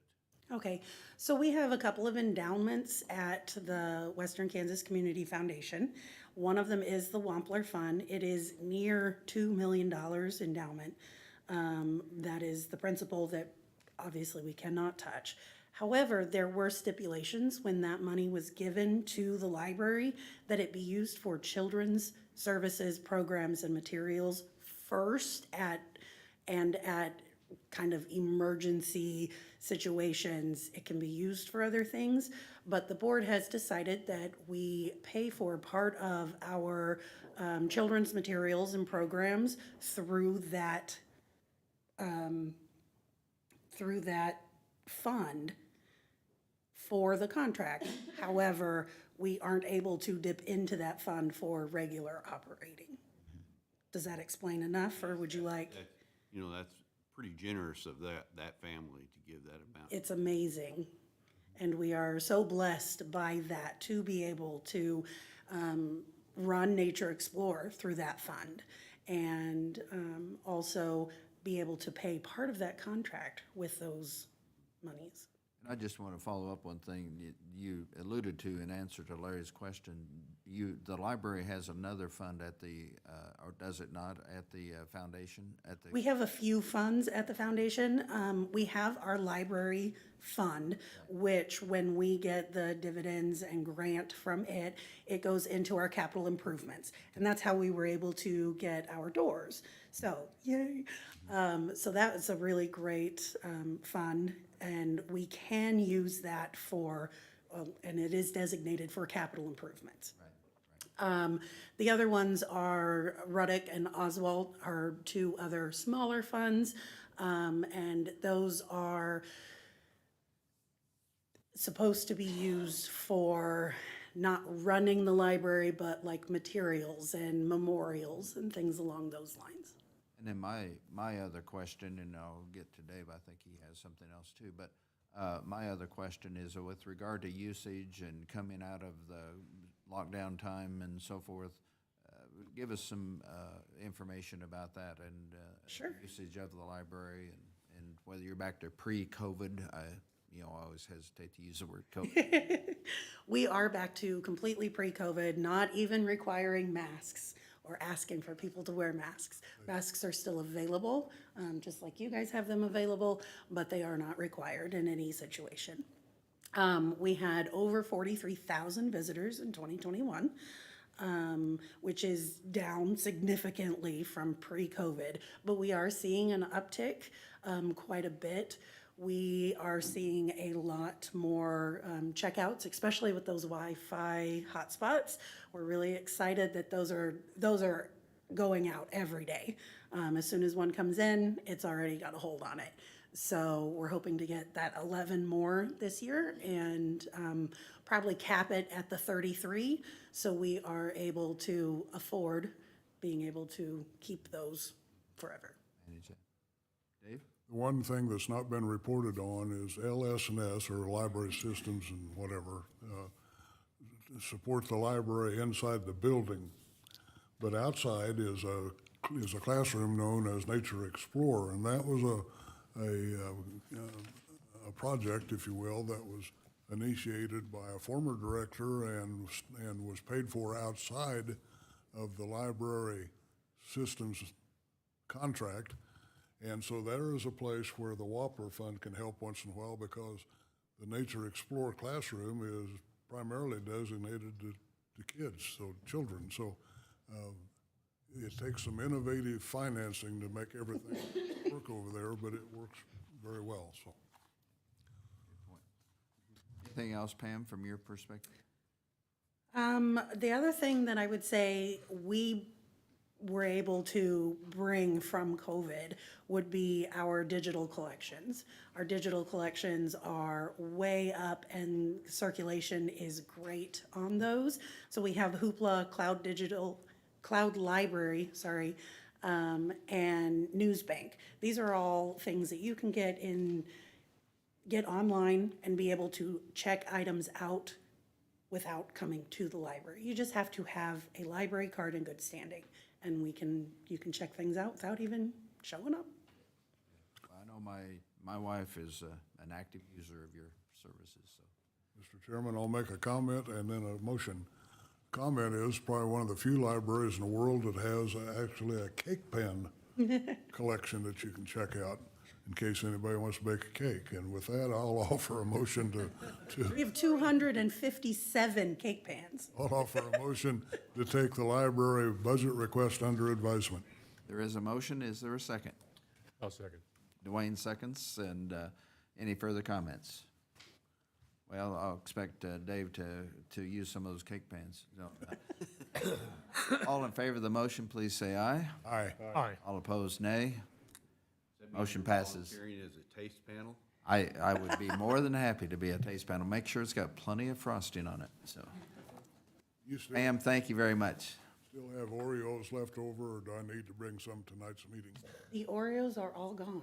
Ooh, I don't know if anybody got to see pictures of that. I can share that. But we had an Oreo party we had 3 parting board members this year. And so we had a big fun Oreo charcuterie party for them. well, I hope there's not a shortage of them like there is baby formula, so might be. There may be now, after we bought them all. Yeah. Thank you, Ma'am, everybody. Thank you very much, yeah. Okay, I think we're on to the second page of our agenda, if I'm on track, and that means Roxanne's gonna be presenting, and as everybody else, name and position with the organization. Keep it to 15, I know. And yes, my timekeeper is right on. Given the time, all of you know I could take up your entire day with bragging about my entity, so I'm gonna keep it short and sweet. I'm gonna read you a letter I wrote. The Finney County Convention and Visitors Bureau is a quasi-governmental entity, funded 100% through the transient tax. This tax is a 6% tax charged on each lodging night in Finney County. Now, what this means for the local taxpayer is that we don't cost them anything. Funded 100% by people staying from outside of our community. And the target of the Finney County CVB is to market, recruit, and further the economic strength of the leisure and hospitality dollar in Finney County. The industry itself has been hard hit over the last 2 years, as you well know. March of 2020 saw a 3.9% unemployment rate, and with the shutdown of many of our mass gatherings, that unemployment rate jumped to 6.4% in April of that same year. So as you can see, hospitality and leisure industry was leading a large part of that jump, not be it that it was the only part, but it was a large part. Through all of that, Finney County still remained number 10 in leisure and hospitality spending in the entire state through all of the counties, 105. The Finney County CVB is proud to play a role in recruiting events and groups to experience our community, as well as marketing to the general public and our surrounding states. In the coming year, you're going to see many new events and opportunities for your family and the traveler to facilitate. In Finney County, 1 out of 11.5 jobs is a leisure and hospitality job. If leisure and hospitality were its own labor category, it would be number 5 in the county. So for me, that says a lot.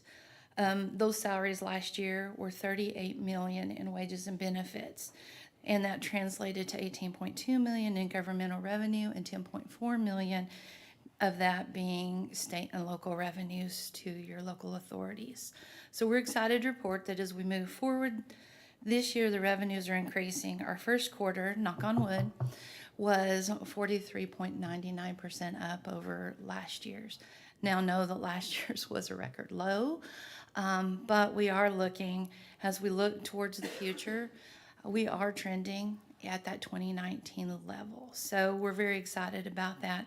And lastly, I'd like to thank all of our partners, because as a public entity, every public entity we know, and you've heard time and time again through the people before me, partnerships are important. Your partnership, we appreciate your belief in us, but we've also got those event holders, those marketing partners from across the nation.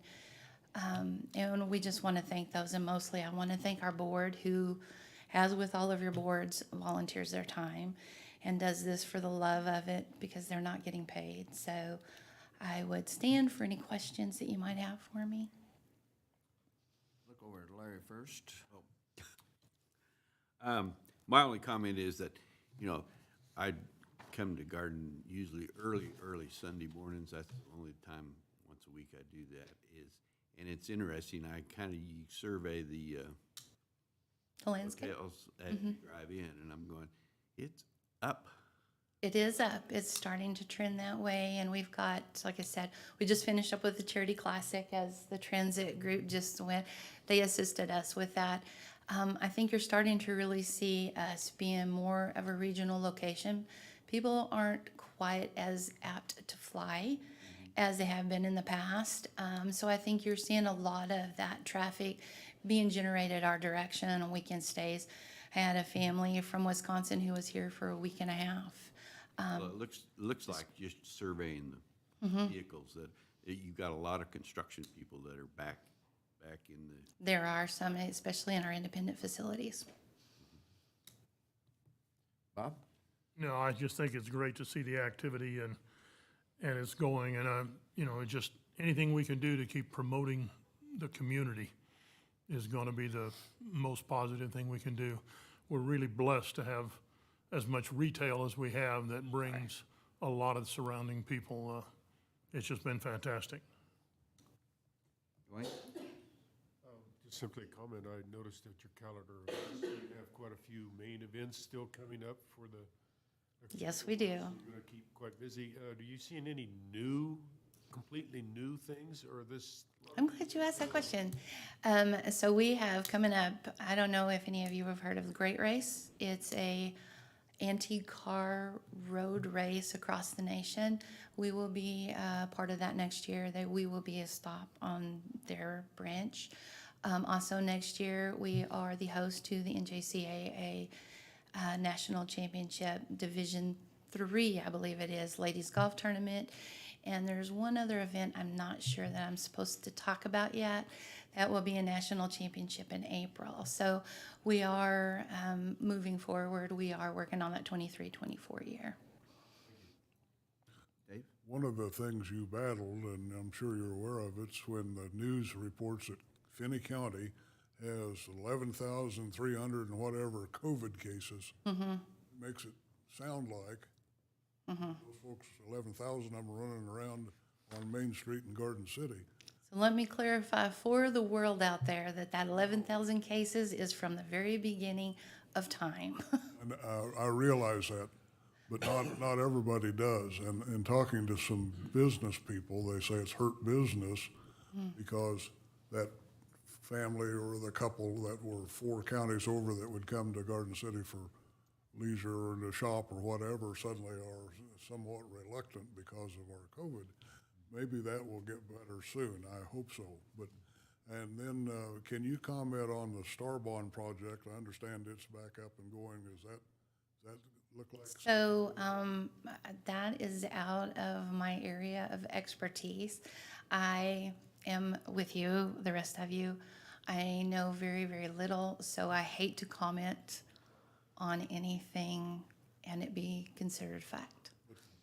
Surely they have some preliminary plans on what kind of events are going to occupy that space. And so I guess my question is, are you working with them or apparently not yet? So. I have had some conversations. Okay, thank you. You're welcome. For the benefit of each of us as well as those online, please just recap the makeup of your board and so forth, because you have to have by state bylaws statute, have, right? so many hoteliers, so many community people, and that kind of thing. Just kind of an overall recap of the formulation or the formation and structure of the CVB. So our contract with the county reads that we have 6 hoteliers and 4 at-large seats. And so currently we have 3 independent hotels, we have 3 flag hotels, and then we have our 4 at-large positions. Thank you. What's the board's desire regarding CVB? Mr. Chairman, I move that we accept the Convention and Visitors Bureau budget and take it under advisement. And is there a second to that? Second. And seconded by Dwayne. Further comments? All in favor of the motion, please say aye. Aye. Aye. All opposed, nay. Motion passes. And I think you're stuck with me for the fair too, sorry. Well, that's what I was Casey wondering. and I are both here. That's what I was wondering. So instead of Carol, it will be Roxanne with regard to the Finney County Fair Board.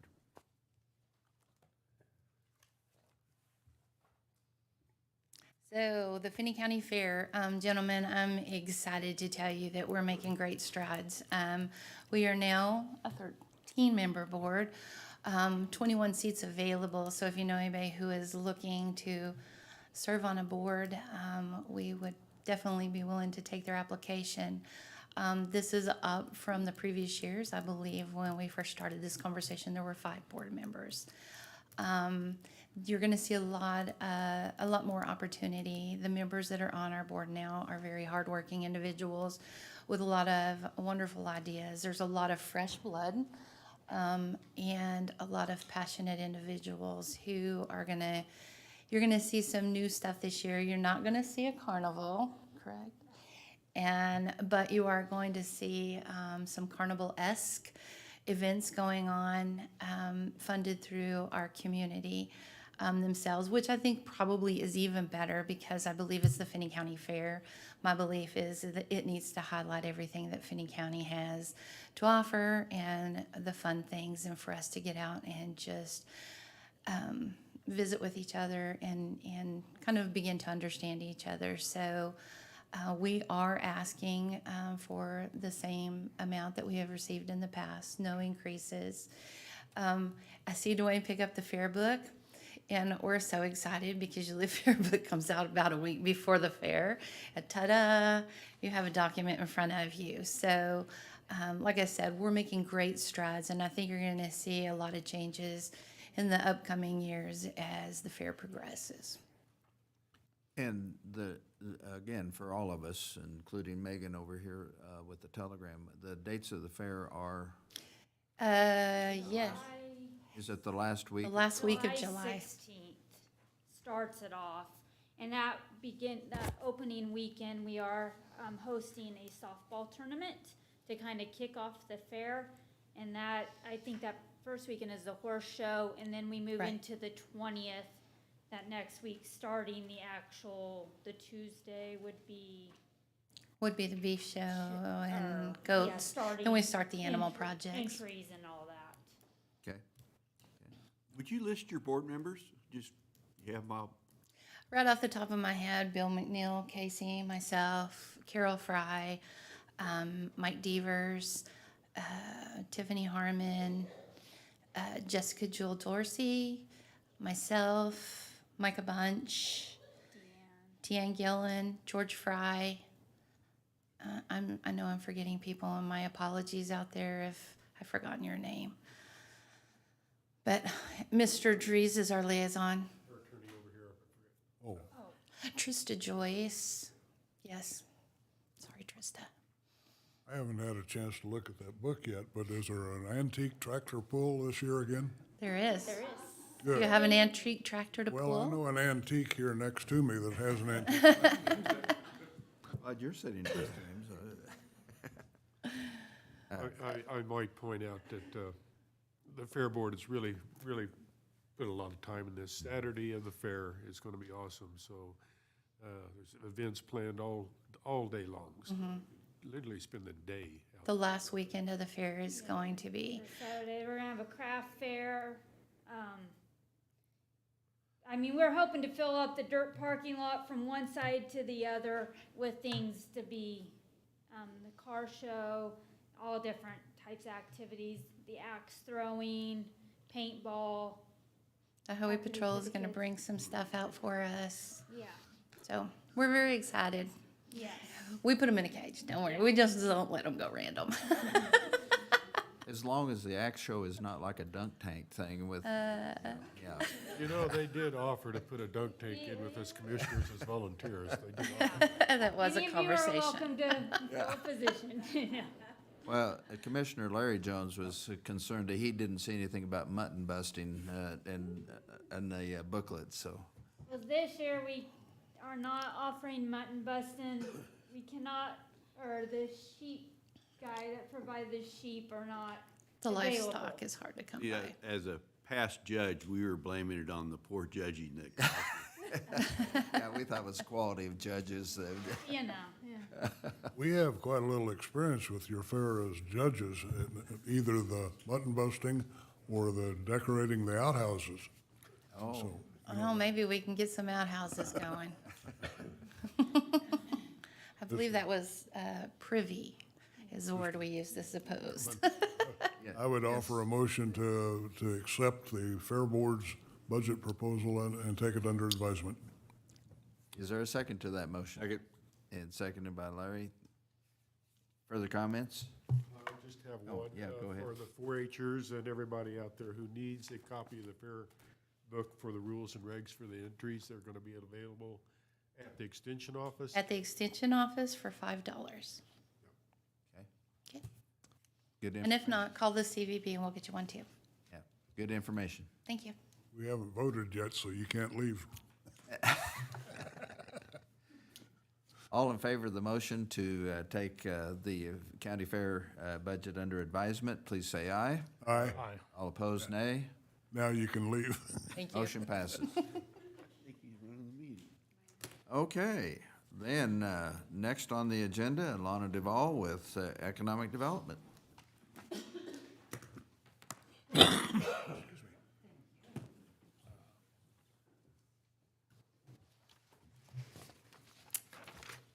Good morning, gentlemen. Lana Duval, President and CEO of Finney County Economic Development Corporation. You should have packet coming around.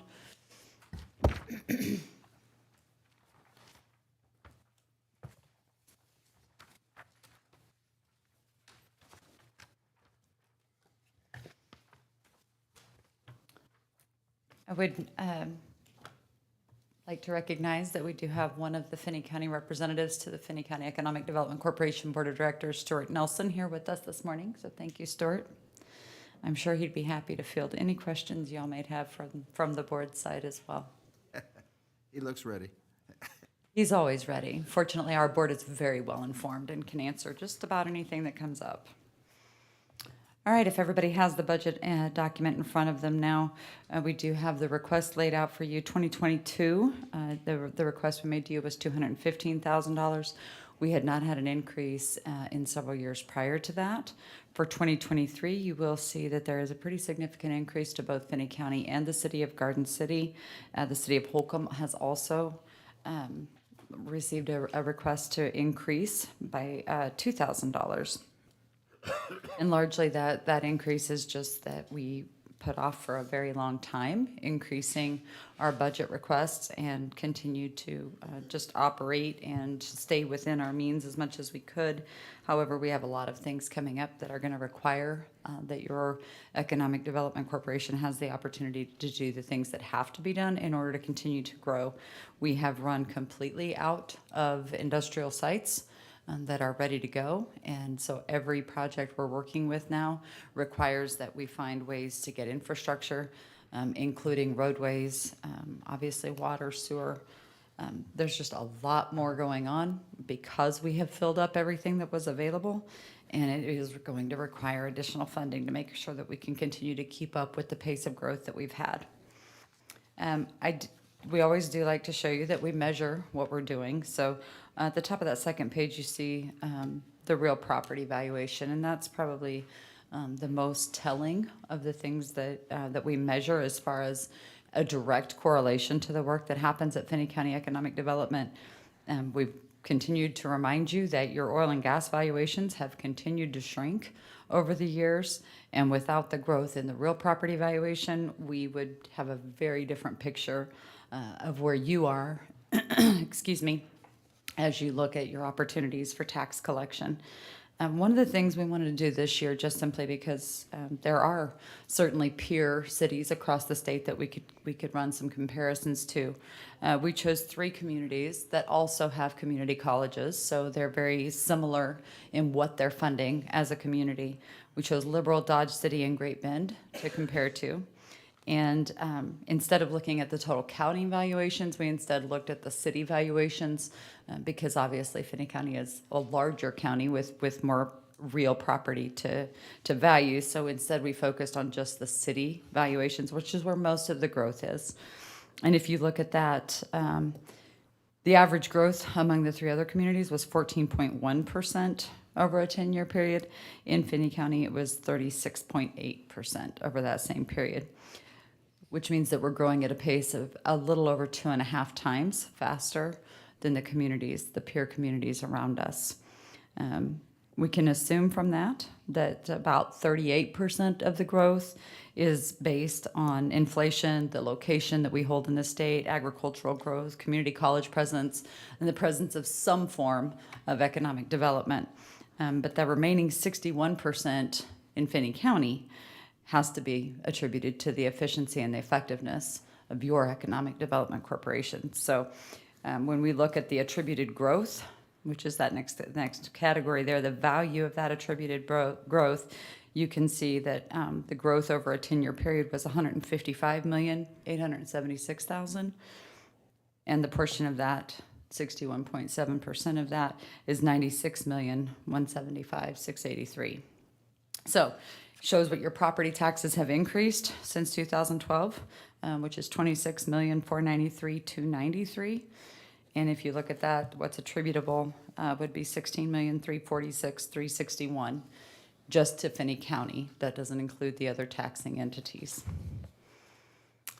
Again, we went through, because we know you do pay attention to priority-based budgeting, so we did go back and highlight how we've done with priority-based budgeting. We like to leave that 2015 chart on there just because that is the last year that before we got rid of the administrative assistants within the office and took those challenges and chores on from the professional side of the workforce instead.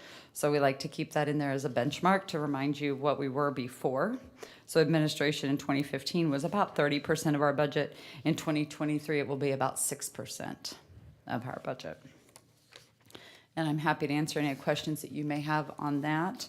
I also passed out the goals, the Finney County Economic Development 2022-2023 goals. These have not been voted on and adopted by the Board of Directors, but all of our board members were present and weighed in on these at our goal-setting retreat that we held after our last meeting. So I would anticipate that these will be adopted at our May meeting, but certainly happy to answer any questions you have on those as well.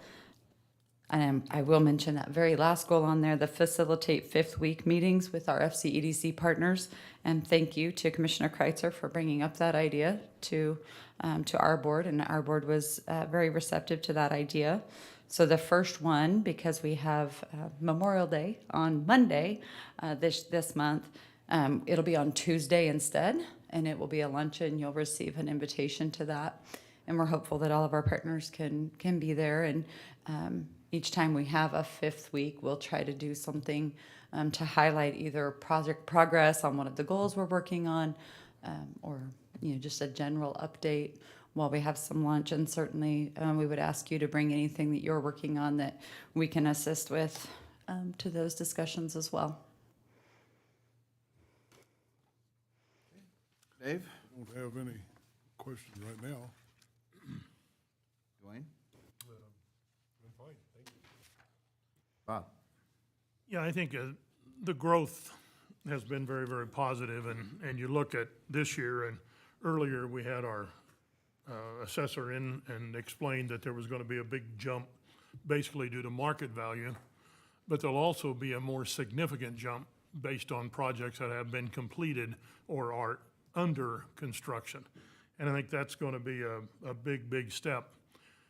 And in answering some of the people who are very, very nervous about what taxes might be like because of that tremendous increase in residential housing market value, I think we're going to be fortunate that we're going to have some other growth also that can maybe offset any kind of a mill levy as we get closer to that.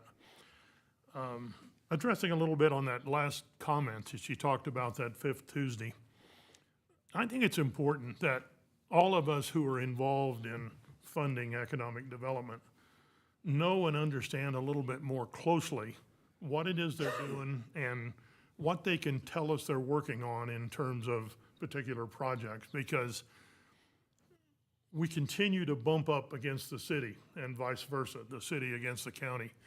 And we have to know and understand how we're going to handle that. What's going to be our preference? What's going to be their preference? What's Wheatland's going to do? What's Black Hill Energy's going to do? So that when a developer comes to us, we're ready to say, yes, we can handle this, but we've got to do this, this, this, and this. So that we don't run into problems that Lon addressed earlier. Because whether we think we're an obstacle or not, perception becomes reality. And so I think we really need to know and understand how all of us are working together in this. And I think we had that for a long period of time, but it's starting to slip away.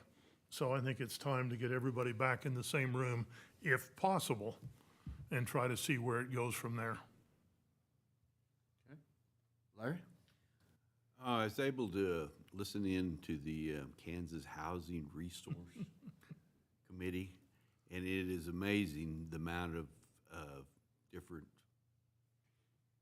funds or grants or however you want to say it that is available if you know where they are and know where the hoops are and everything.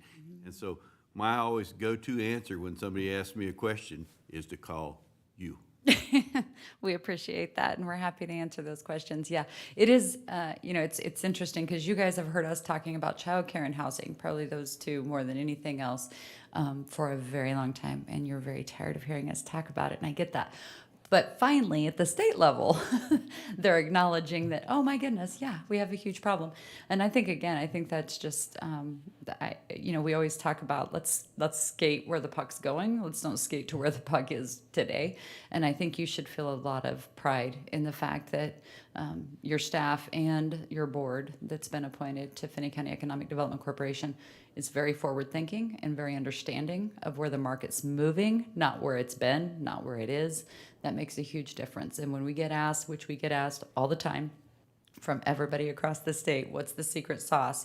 We would tell you the secret sauce is that we work harder than anybody else and we work smarter than anybody else in this state. And we'll continue to say that. You might address too, since you're on that committee on the COVID money that came to Western Kansas that we didn't receive our request, but it'll be interesting to see if that money is not spent, how we can get back involved with that. Yeah, I don't think you have to worry about the money not getting spent. They seem to be pilfering the funds off and moving them to priorities of administration versus allowing the Spark Executive Committee to do the full work that they had initially anticipated. Certainly that's within their rights, and they have every opportunity to do so, and they are.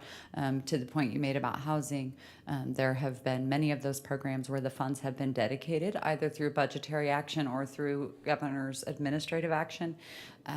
However, what you don't hear is that many of those come with restrictions. For instance, on the housing side, the governor, when she sent those funds over, reserved a portion simply for Salina.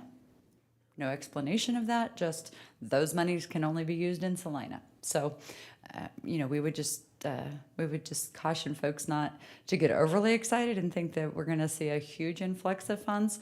If the base grant was any indication of how much they're intending to send to Western Kansas, I think we all have a pretty good feeling for what we can anticipate out of that. But again, we have never waited for the government bus to come save us, and we won't be waiting this time either. Other comments? If not, the board's desire with regard to economic development. I move we accept the Finney County Economic Development budget and take it under advisement. There is a motion. Is there a second? I'll second.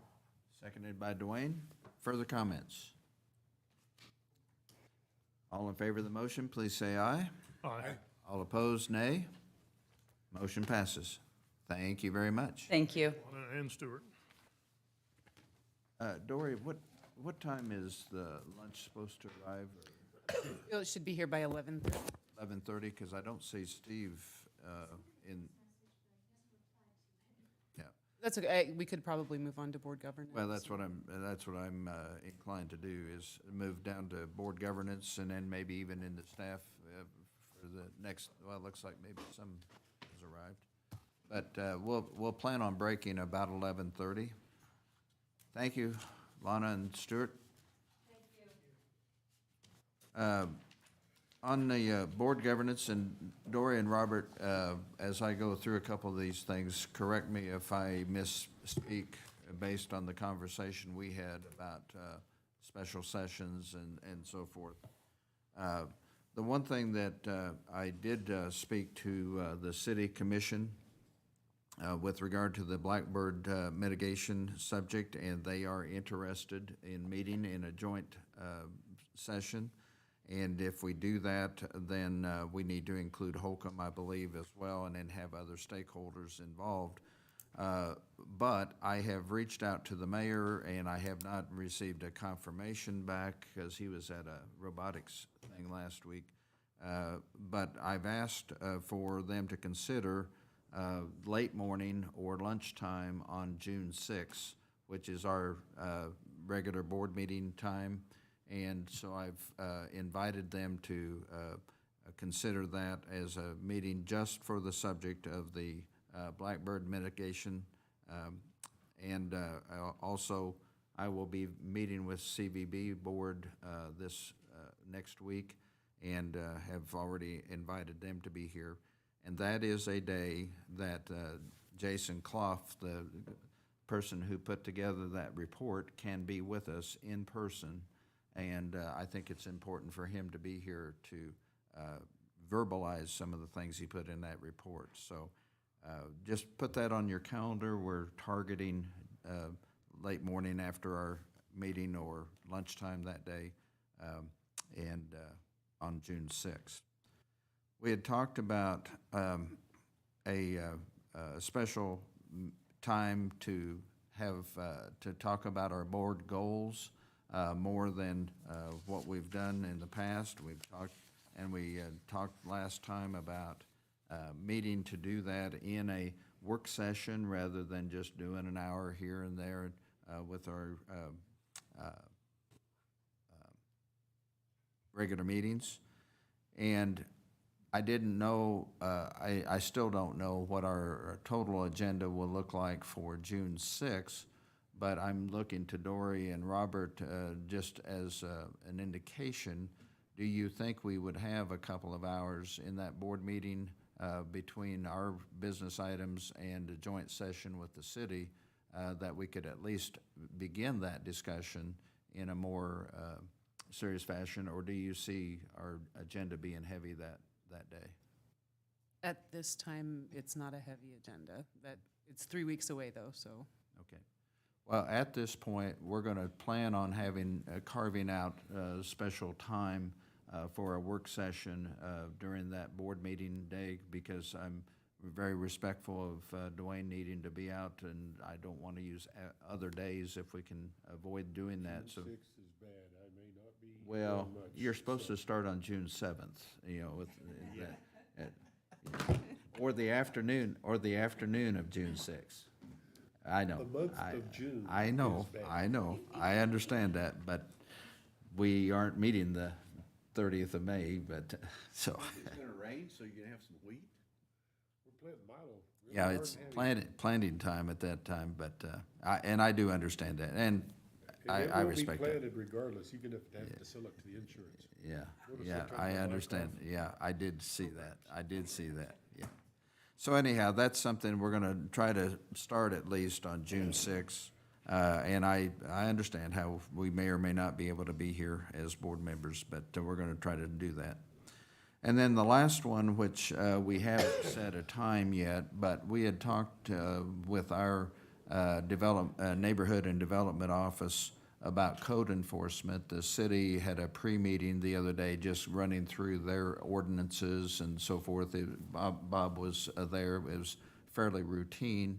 But as I visited with Dory and Robert the other day, our consensus was that we need to have a joint meeting sometime, and we don't have a time set yet. I just wanted you to be aware that we're looking forward to a joint time with them, and bringing in Holcomb and Garden City and talking about code enforcement, because one of the things, as Bob will recall, the city talked about is, do we stay with our complaint-driven code enforcement, or do we move to a proactive code enforcement? And Trent did a nice job of, on the left-hand side and on the right-hand side, of the pluses and minuses of being proactive versus complaint-driven. And I think we need to have that discussion as, so that we're all on the same page, and we don't have one type of enforcement in the county and one type of enforcement in Holcomb, for example, that we're very consistent with that. So those are the three meetings. One, hopefully the mayor will respond and say that we're okay on June 6th for a joint meeting, and also the work session on June 6th. Just know that we're working toward another joint meeting on code enforcement sometime in the near future.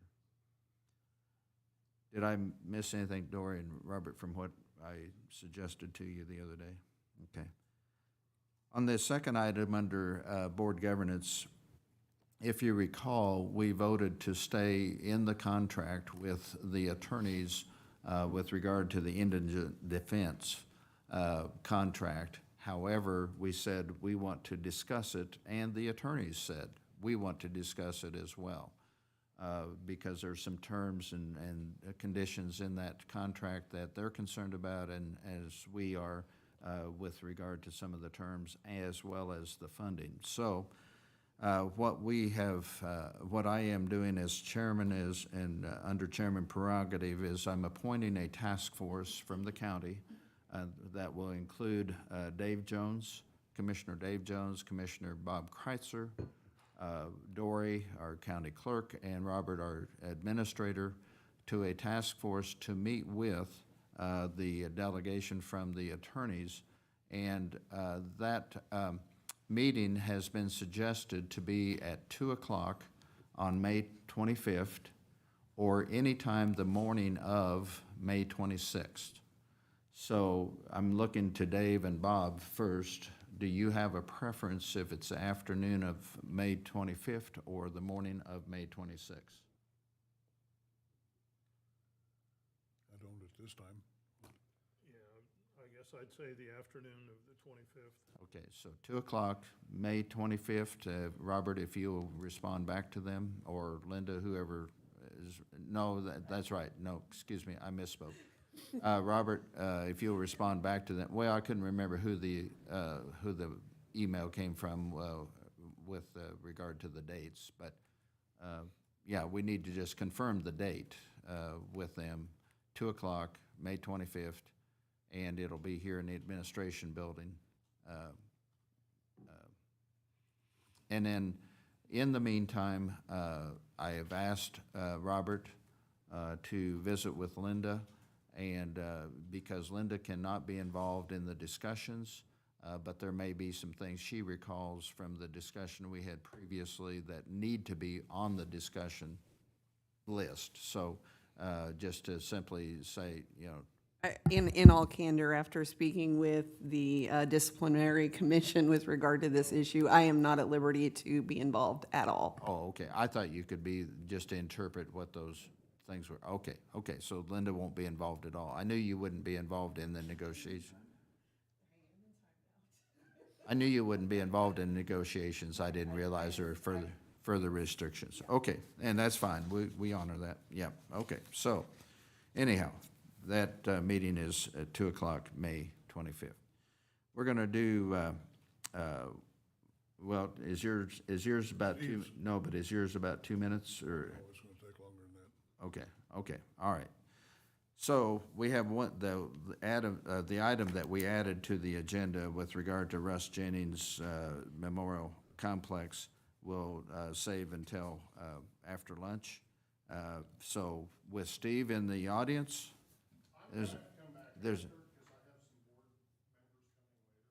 oh, okay. Well, let's keep doing that, because we said lunch was coming around 11:30, so yeah, we can do that. Let's move on then. Dave has an update on the signage and so forth to the Russ Jennings Memorial Complex. And Also, I think he has a request for a dedication date. Yeah, I have more than that, Lon, so let me dig out stuff here. And Let's we'll- catch you up on the sign first. We'll do this until the lunchtime, and then following lunch, we'll have staff reports and the three budget requests. Mid-America Millwright completed the frame construction on Wednesday, and Road and Bridge folks, including Ray Lopez and Larry Brungart, brought a trailer and a truck, and we went and loaded that up and took it out to the powder coating place. The powder coat, the blue that had to be ordered in, came Friday.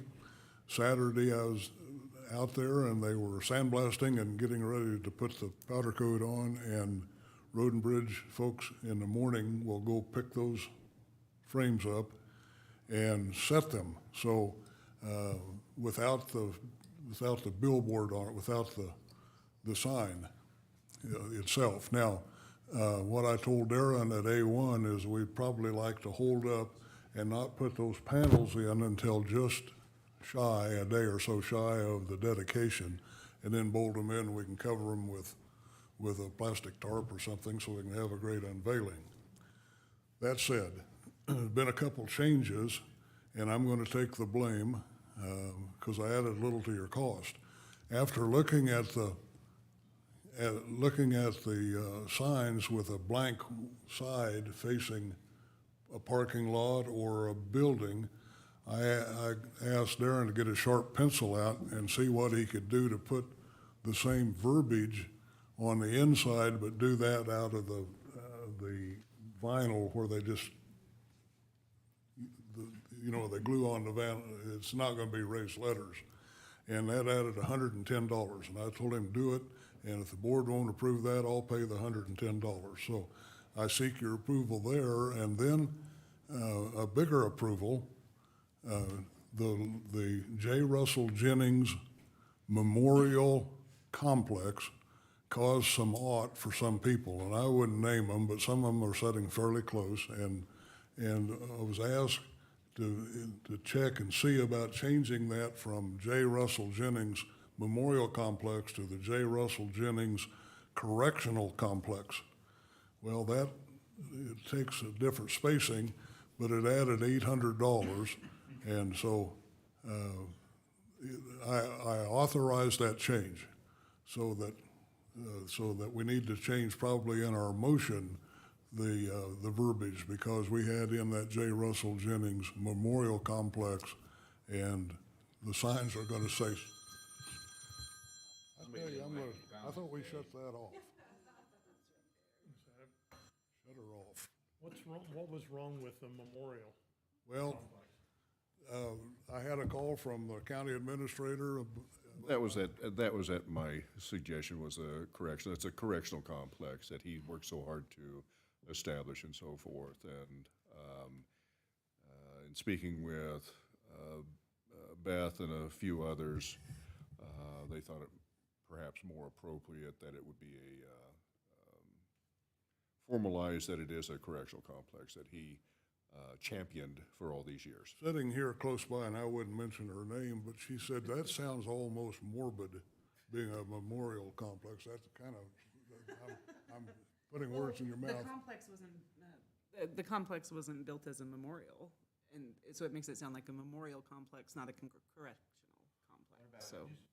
J. Russell Complex.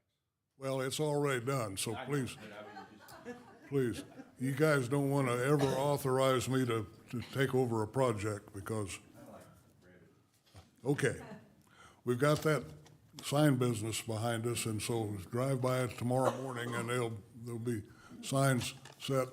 And Dory asked, are we in the right-of-way of the city? I didn't ask the city, but we're sitting way back. I can't imagine we'd be in their way, and plus these signs only will be about 3 feet out of the ground anyway. There's 3 feet that go into the ground. So that said, I then, with permission, asked Beth to help me in contacting the family. So she got a hold and has had conversation now with Judy Jennings.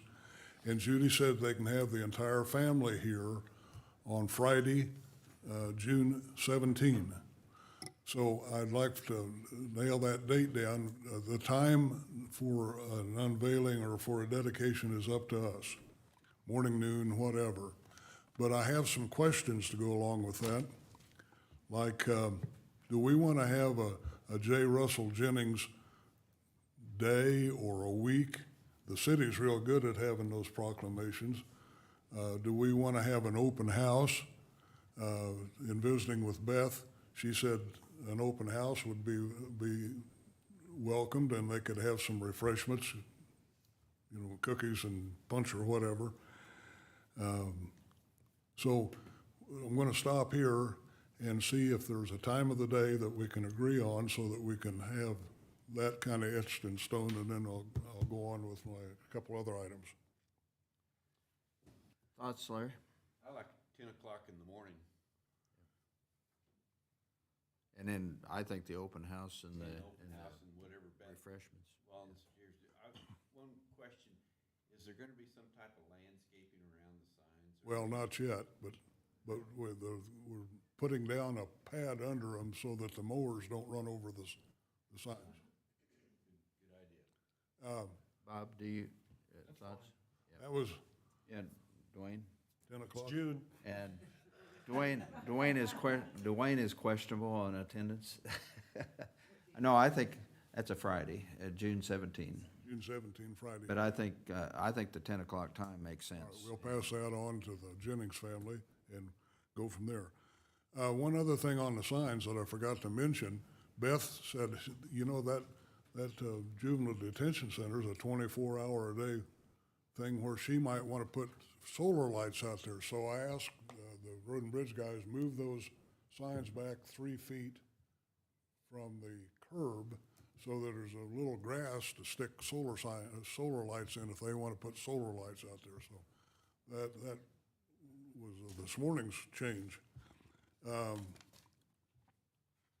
I don't know if now's an appropriate time or if a committee's appropriate, but we need a number of things for a dedication, including, to me, the best place to do that's on the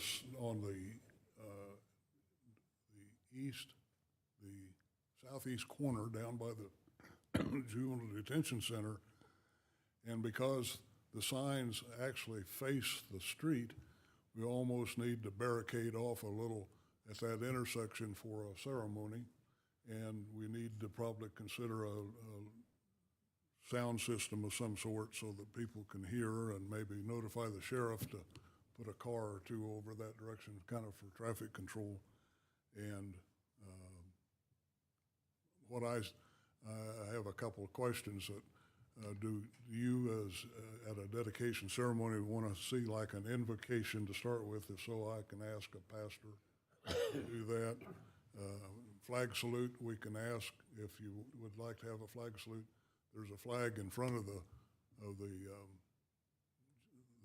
now J. Russell Jennings Detention Center, if you will, but there's a flag there for a flag salute. But also I could ask the city to bring one of their trucks over with a big flag if you would like that. I'm sure they would work with us. And with that, I'll stop here for a little bit and see if you guys have questions or are mad at me for doing things that I shouldn't be doing, but whatever. Well, I'll speak first this time. I think it's always appropriate to have an invocation and a flag salute, however the flag is presented, whether it be an honor guard, whether it be stationary, whether it be a fire truck, you know. But I think those two things always need to be in a dedication of some sort. So, any other thoughts to guide Dave? I guess I would ask maybe Judy to see if Russ and Judy's pastor might be there for that invocation. That's a good point. Good point, good call. Yeah. We'll pursue that. Good thought. Larry, anything? I only have one comment that when you put your pad down, I would seriously consider maybe future of a stone framework around it and make sure your pad is Okay, Well, we can that, do that. that, right below that pad going down 3 feet is a cement around a. Yeah, but you don't want your pad so small that they've got to add a pad if they want to put a stone part around. That's what I'm saying. Just kind of keep that under advisement. They want to encase it in stone, yeah. I think they've already got the materials for a pad that's 3 feet wide under a 5-inch wide frame, 3 feet wide and sticking out 2 feet past on either end. 2 feet enough to build a stone glass on? Well, I would just ask them before they put it in. Just be mindful of that for a possible addition to that. Okay. Will this pad, accommodate a stone? All right, now, 2 questions here that have not been answered, one have not been really asked. Do we want to have a J. Russell Jennings Day or a week or just a dedication and that's it? We solve that mystery first, and then we need either a resolution or a proclamation naming that complex in his honor. And I see what I would desire is three copies, 3 framed copies, 1 in each building, and then 1 for Lon to read and hand to Judy. So, Robert, do you have anybody working on a proclamation or a resolution? I know. Do you have enough information now to do that? Yes, I think what we did, I think Dory may have forwarded what the state had provided. We can work with Beth and try and get something worked out. Well, and I would suggest just working with Bill Clifford, because he and John Wheeler were involved in John's called me. They have all the information, no reason to recreate. John's got that, when he read it, No reason to recreate, yeah. Yeah, that's what I provided to Robert, was a copy of that one, so he would have all the history. Right. John called me and he was in tears over this. I mean, he's taking this very seriously. So it's somehow if John, I mean, we need to have a little design here for our program, but John or Bill, somebody kind of share the history of Russ coming to Southwest Kansas as an airplane mechanic and becoming a deputy and a judge and then a juvenile detention center director and then the juvenile whatever director for the state before becoming a state legislator. He had an interesting history, and that needs to be shared at that time. they covered most of that, I think, in that. Yeah, but how many people in Garden City saw that? I mean, those type of things, you could either somebody read that, have John give that dedication again, or. Yeah. I think that's a great idea, Yeah. actually. He would do that again. If he's available, yeah. He'd make himself available. Okay, I'm waiting for our chairman to say, okay, I'm going to appoint a committee or give some direction here on putting together a program. Well, I just think that you, Dave, you've been so involved with it, along with Dory and Robert, and then if there's other staff members that need to be involved. Well, Beth, I felt ought to be. Right, but I mean, I don't think there's, I think you from the commission and then staff as coordinated by Robert and Dory, put this together. We've got the date and time and now go forward. Okay, and I think that kind of covers what I had on that needed to be covered today, so I appreciate your allowing me to add that to the agenda. Sure. Mr. Yeah, Chairman. go ahead, Dwayne. If there is an additional motion to cover Dave's additional expenses, I'd be glad to offer that if you feel that is necessary. There was actually no motion the first time. You guys agreed to do that by consensus, so I don't know if it requires a We're motion doing or it with not. the sales tax monies, so it's not out of general fund. So, Perfect. Oh, I thought it was coming out of Dave's fund. well, it could. I mean, if he wants to No. replenish that, you know. The Kansas open meetings, that law is a wonderful law, except when you're trying to do something like this, and I can't call everybody and get input, so I just decided to do it and seek forgiveness after the fact, so. Works for us. Well, move forward, and Dave will be a representative of our commission as far as organizing that, and staff organized by Dory and Robert.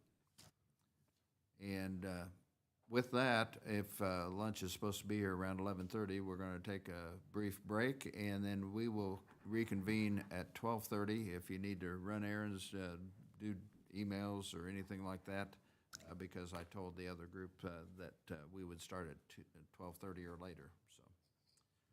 And at that time, we'll have the reports and the 3 budget requests. We're adjourned until 12:30.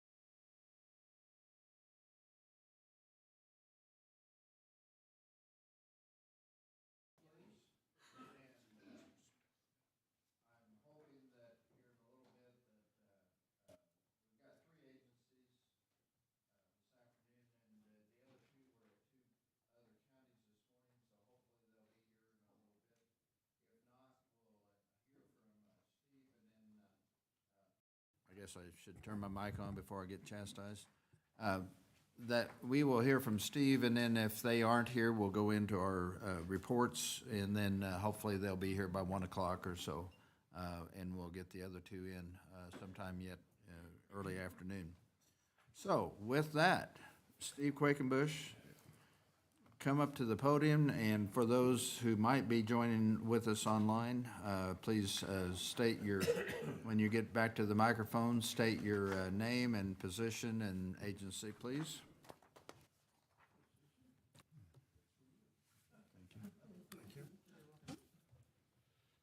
Well, good afternoon. My name is Steve Quakenbush, and I'm Director of the Finney County Historical Society, celebrating 9 years doing that. So it's a good day to be here. And I know the pressure's on because I was watching online, and I left my office for a few minutes and came back, and we were right up to Lona.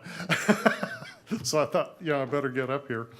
But we are the Finney County Historical Museum. Our parent organization, as you probably know, is the Finney County Historical Society, and we are seeking an unchanged allocation for next year.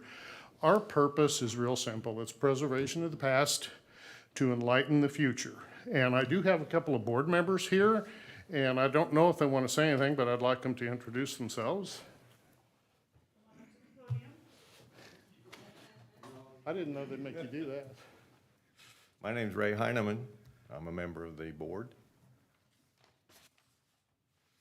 My name is Bob Jones. I claim him once in a while. Is today one of those days, or? With these gentlemen and about 17 other board members, we pursue 4 main objectives, and those are exhibits in the Finney County Museum, education, historical research, and the preservation of photographs and records and lots of artifacts. In addition to that, we host, I've been told, an awful lot of events and activities for the community throughout the year. And while I'm explaining a few things, I hope you'll take some time to review the pictures in the book. I'm not going to go around through all of those, but I hope you take a look at some of the things we've been doing over the past 12 months. We did, during 2021, achieve what we count as 27 major accomplishments, and most of those were in our 4 main fields of endeavor.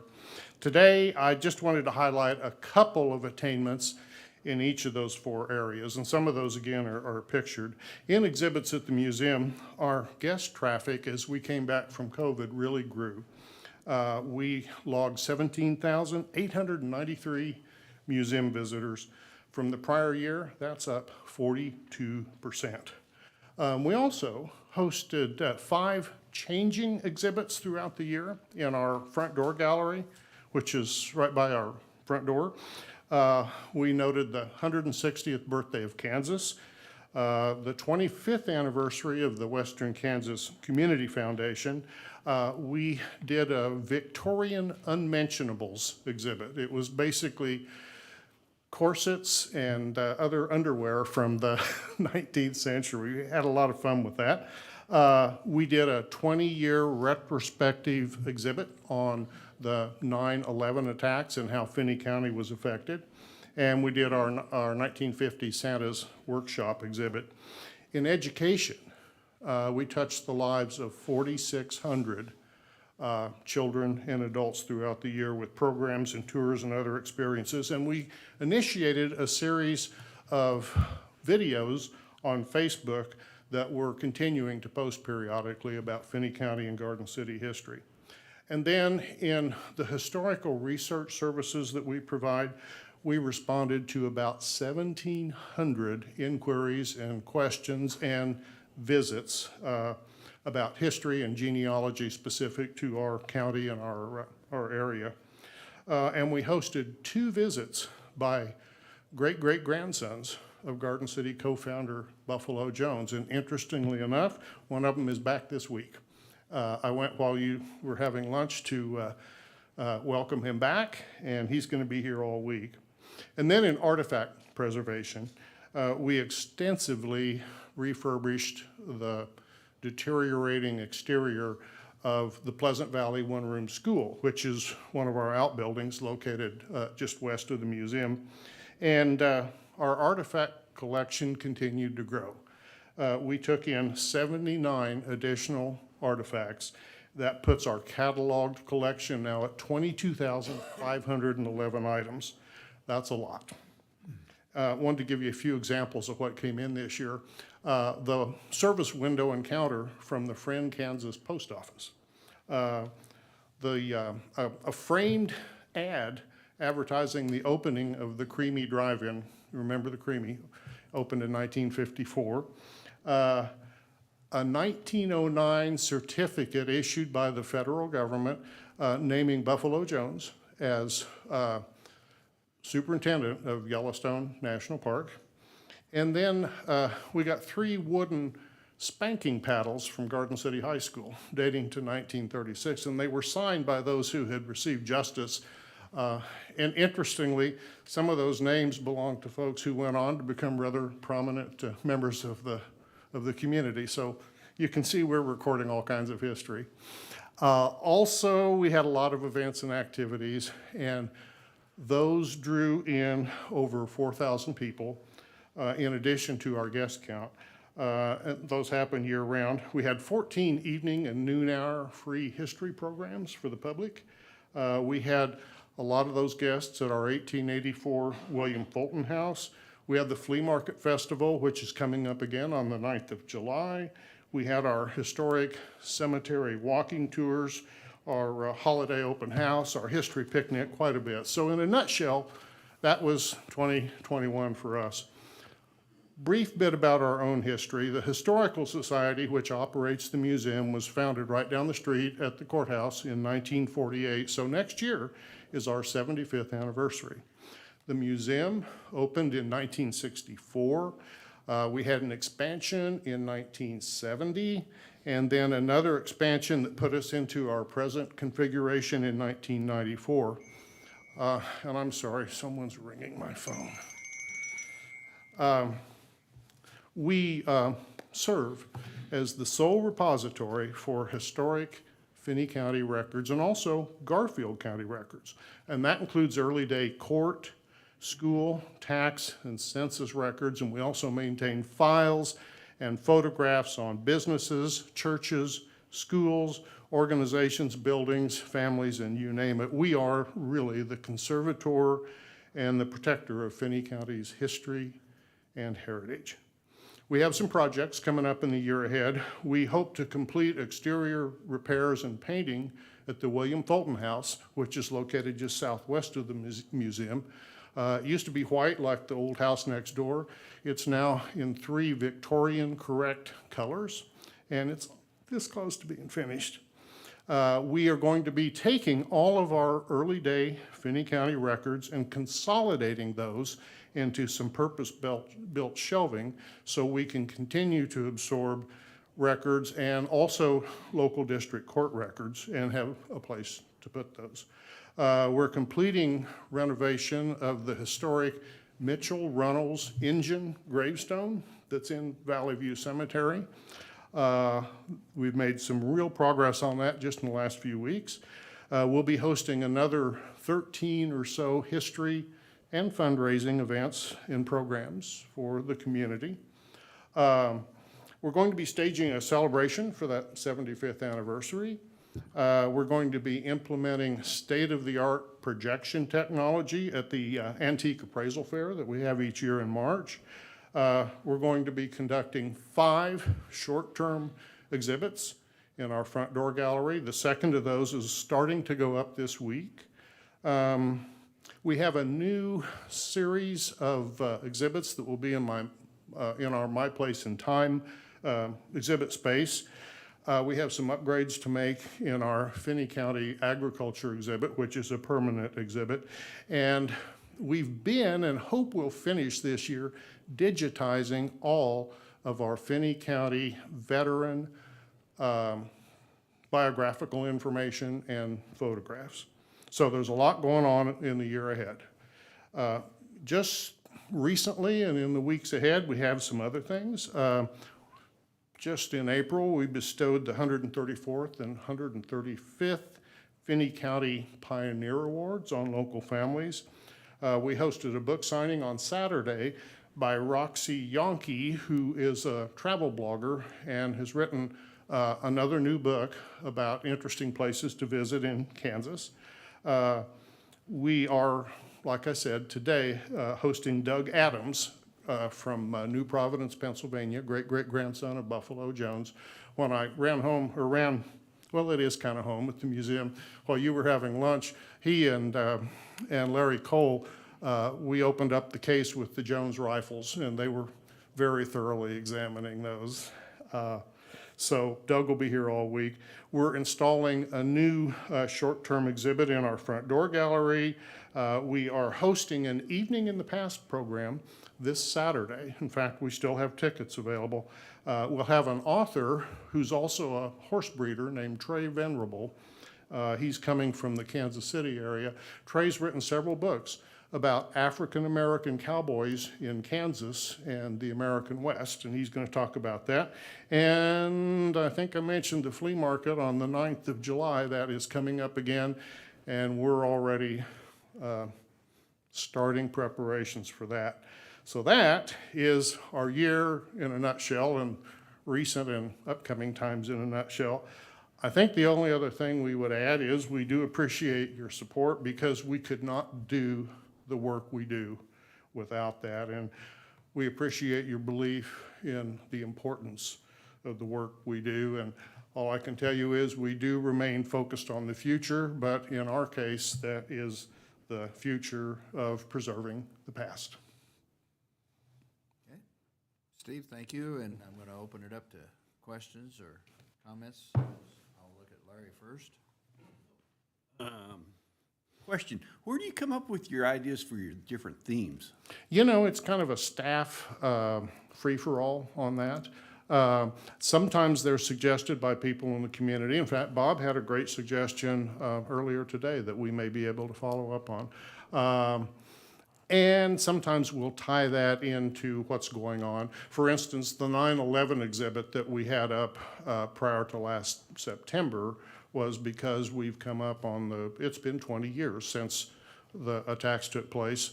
The 3 airlines landed here, and we had some unexpected guests. So it just, is there a scientific method? No. Do we try to make it relevant? Certainly we do. And sometimes we'll tie it to an anniversary of an event. Other times, like the Victorian underwear, it's like, hey, we got some great stuff, we need to show this off. So that's what we do. Also, thank you for the chili lunch every year. That's all right. We're glad to do that. Yeah, So, keep that going. we will. Bob? No, no general comments. We just appreciate the fact that you're keeping track of who we were, because I think we learn a lot about who we're going to be. We wouldn't know where we're going if we didn't know where we've been. You're right. Dwayne? Just thank you for what you do. Sure. Dave? I'm going to speak to the board members. I think you guys, next time you hire a director, need to find one with some enthusiasm. This guy's kind of laid back. Steve, we appreciate you. Thank you. And you got it done in less than 15 minutes. That was incredible. I know that. And I had at least one board member who warned me about that. And I would say, if I ever retire, one other requirement is that the director has to have a pickup truck. That's turned out to be pretty useful. So, all right. I'm sure that's true. Thank you. That's true. So what is the board's desire regarding the Finney County Historical Museum? Whose turn? Dwayne? Didn't do it a few, but I would be glad to offer the motion that we take the Finney County Historical Museum's 2023 budget under advisement. Second. And there's a motion and a second to take this budget request under advisement. Any additional comments? All in favor, please say aye. Aye. All opposed, nay. Motion passes. Thank you. Thanks, guys. I'm really sad that you didn't have the board members speak. I was looking forward to that, but. I was worried about that 15 minutes. Oh, okay. Well, we appreciate your respect for that. Yeah. Thank you. Thanks a lot. Well, since I don't see the other two here yet, they must be somewhat delayed. So let's, let me back up half a step. All that I had under board governance were the things that have already been discussed. Was there anything that you felt like we slighted or needed to add under board governance? If not, let's head into the reports, and I've asked Robert to give not only his report, but maybe an update from Kurt's perspective, because I guess he's in Dodge City today for a meeting or something, and so we had a couple of public comments last meeting that I thought we should have a public update about. You had two public comments that you wanted me to brief on. One was the tree. Once again, we had a discussion with Kurt on that. Traditionally, you do not, in subdivisions, participate in pruning or raking or cutting of trees, whether they're in the right-of-way, unless they are a safety hazard or obstruction in view and so forth. And I believe that's been a practice historically here as well. So we don't anticipate doing anything in that regards. Excuse me. Go ahead. And if anybody else has a comment or question per topic, let's, do you know whether Kurt or someone has responded back to the person who commented? That I do not know, and I'll follow up with him this week, though. Okay, thank you. Second one was the VFW and Railroad Avenue intersection. Kurt has went ahead and authorized the purchase of diamond grade type 3 barricade boards, highly reflective and so forth on those intersections. He's consulted with sheriff as well on it, so he has some placards coming that will hopefully help provide better visibility at night and so forth. Will it completely detour those issues? No, it won't. But anyway, it's putting in place the best we can placards, signs that illuminate the area and allow for reflective, and he also has some solar powered flashers as well there. So anyway, don't know the timing on when those will be around, but he's moving forward on that regards. Offer a quick comment. We had an intersection about like Hayes where you went west from past the campus to the bypass, and there's a dead end, and wreck after wreck. I was a trooper, so I knew about the wrecks, but finally the state did two things. They put up the signs like Kurt's talking about buying, the bright, what I want to say, reflective board, but they did one more thing that helped a lot, and that was put little posts about a quarter mile back from that intersection, about every 100 feet, that had a reflector on them. So as you're coming up, well, gee, there's something unusual going on, and that couldn't be very expensive. I think he has some reflector posts, so if he wants to set some of those back, that might help. Okay, so some more early warning type. Yeah, just signage. because it says something's unusual up here ahead, and maybe ought to pay attention. The first comment from the lady also questioned the ability to join the sewer district.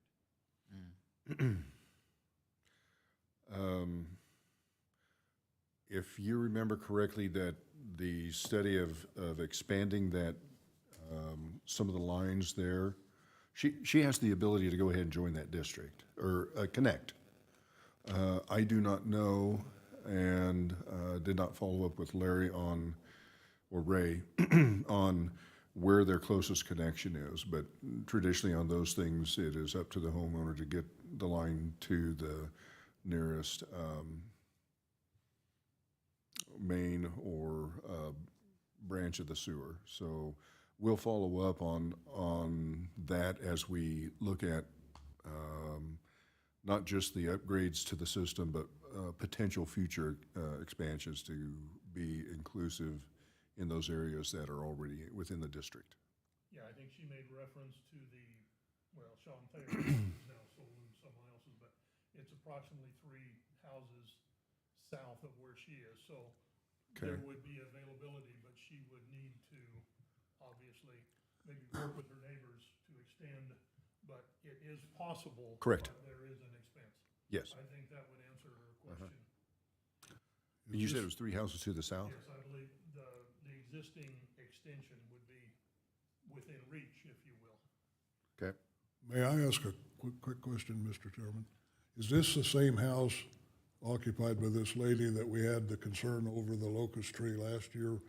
Of the, That is correct. okay. Yeah, same one. Just a new crop of pods. They were plentiful this past year.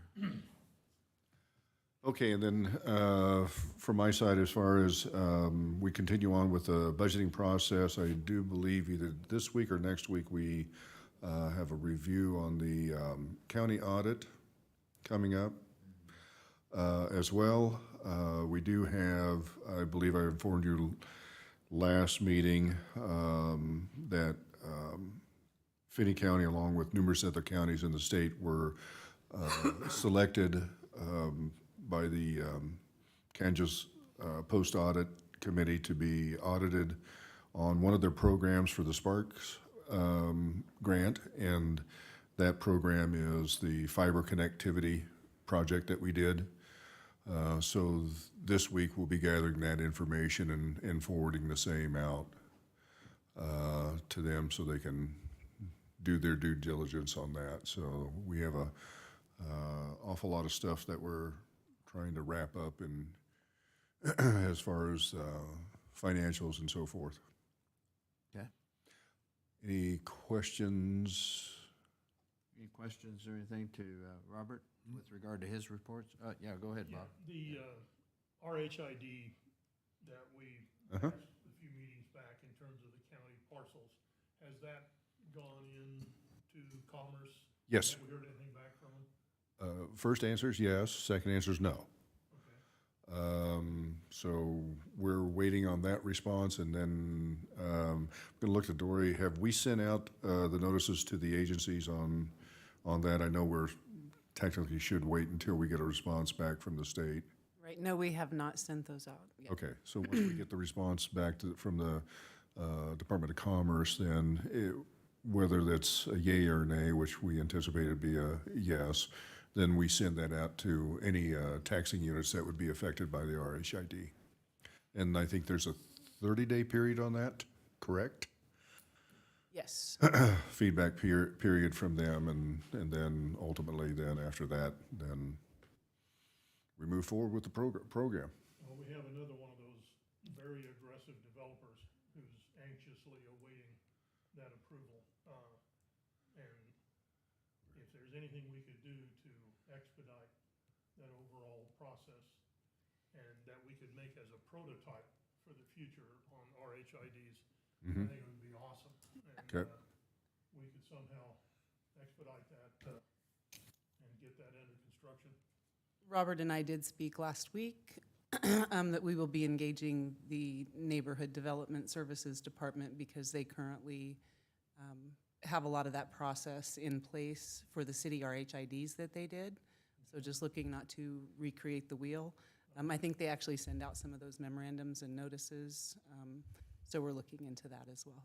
Yeah, I think that would be fantastic. Okay. Anything else to Robert? All right, let's go to Linda and let you speak to anything that you think we need to be aware of. Okay, so we should be, prior to the next meeting, filing suit with regard to foreclosures for the tax sale. That's been a pretty slow process. Hopefully next year it'll go a lot faster. There will be a lot less properties. Just because I don't think we've done this for several years. So the plan is to go ahead and do one again next year. So that way we just keep the number of properties that we're dealing with from year to year lower than what I'm dealing with right now. Next issue, since the Northwest Industrial District, officially the county has taken that over at this point. We do have a interlocal agreement that we've been working on with the city. I think that's firmed up. We'll need to approve that at the next meeting, I think. But as far as where it's at, the city and the county, we're all on the same page. I think that's pretty well done. And then Western Corridor, at this point, the developer's agreement is with the developer at this time. I think they're looking that over. Haven't heard back yet. And this is a question, and maybe not something that's being done this moment, but and I'm kind of looking at both you and Robert, don't we have a couple of other agreements that are needing to be completed with regard to that Western Corridor? So one of the there are several additional issues that will need to be addressed. Sewer district is one that we've been in discussions about. That's a different, of course, that's a process, as with everything. The rural water district number 1, they are aware of the Western Corridor. Their procedure or process for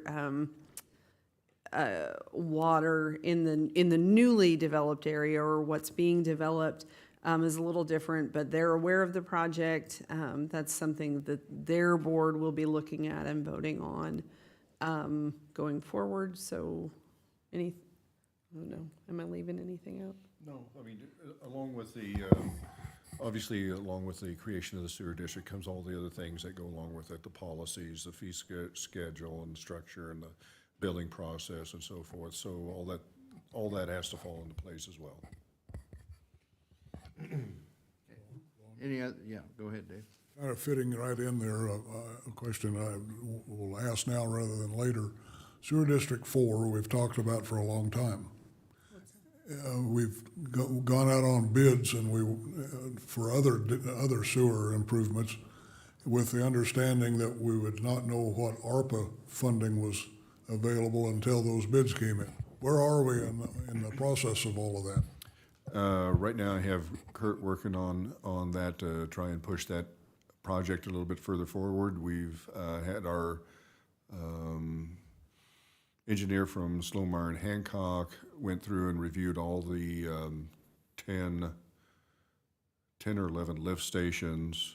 We are in the process. Kurt is setting out proposals for the cleaning and the scoping of sewer district number 3 to get that accomplished. As you recall, that is part of the improvements for these sewer districts, and so we're gradually moving that. But Sewer District 4 has to happen before a lot of this development can go forward, is it not? Well, which one are you referring to as Sewer District 4? Isn't that the one that we applied for the base grant and we were declined? The Sewer 4? Right. Yeah, we were declined on our base grant. Correct. application. Right. But part of this RHID gets close to that Sewer District 4 territory. So, Well, not the one that I referred to, Yeah. but there's certainly one there that would be affordable housing, and that's very, very important, I think. But the one that you have absorbed today by our action, is it gonna be 5 or is it gonna be 4, since it'll be going faster than the? Yeah, more than likely it'll be 4, just for the mere fact that it's, you've already adopted it, it's there, it's just the final creation of it. okay, I'll save my other questions. But the western sewer district that we've talked about before is now stalled, if you will, due to lack of funding. Yeah, Am I pending funding. correct on that? Yes, pending funding, Okay. that's correct. I just wanted. Would there have to be a petition to create that one out there? In essence, yes. Yeah. You've got 3 ways that you can create it, and one of them is not unilateral for a county. Yeah. The rural water district number sir. one you referred to. Mm-hmm. That's the one that's supplied by Wheatlands or whatever. Is the county involved in that? No, I mean, yes and no. It's one of those quasi-governmental entities. I think it's probably, I'm sure they probably have to file stuff with they don't have to file anything with the clerks? Okay. But the county does not oversee that specifically, no. So they're not really in the way of the process? Not As it- far as you're concerned, they're part of the overall solution? Part of the overall solution. Their attorney reached out to me early last week and just wanted to make sure he was part of the conversations, because ultimately, they'll be involved in the water. And your easements and stuff? like Yeah, that. exactly. That's Perry Smith and Company? Yes.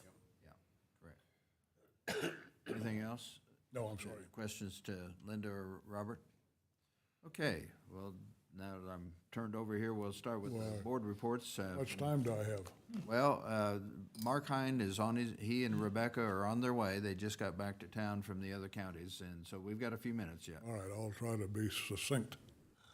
Had a local emergency planning committee meeting last Tuesday or Thursday.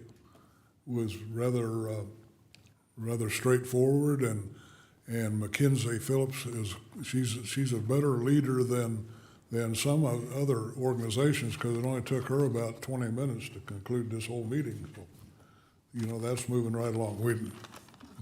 We didn't have much to do. Just saying. I have been spending quite a little time on signs and changing signs and moving here and moving there, but let me tell you about some phone calls or contacts I had. Garrett Spear called, and he has responsibility, I think June 5, for a junior livestock show down at the fairgrounds, and a lot of the parking will be over at the Horse Palace, and the activities over on the fairgrounds. So he's going to have kids running back and forth across the street, and he wanted permission to just simply put a barricade on one side of the street, telling folks coming down, you can go down this street, but there's something unusual happen. And that's probably a city street, but I told him I didn't care. And if he put a barricade there, so good luck. And he has lots of barricades, and then if somebody doesn't like it, they can get out and move it. But I didn't call anybody on that. I just gave permission while I was doing things wrong. Had also a call from a retired, now reemployed pastor of a church whose grandkids come and visit, and one of their favorite things was Wildwood Park. And he'd like to know why he can't get in with the grandkids and go fish in that one pond that has some water in it, and when are we going to open it back up? So I told him I didn't know. I'd try to find out. We had talked about earlier in the year opening that in May, and I haven't heard any recent plans to open it up. So if you know anything about that. Ultimately, I think that's something that the commission is going to need to make a final determination on. I know that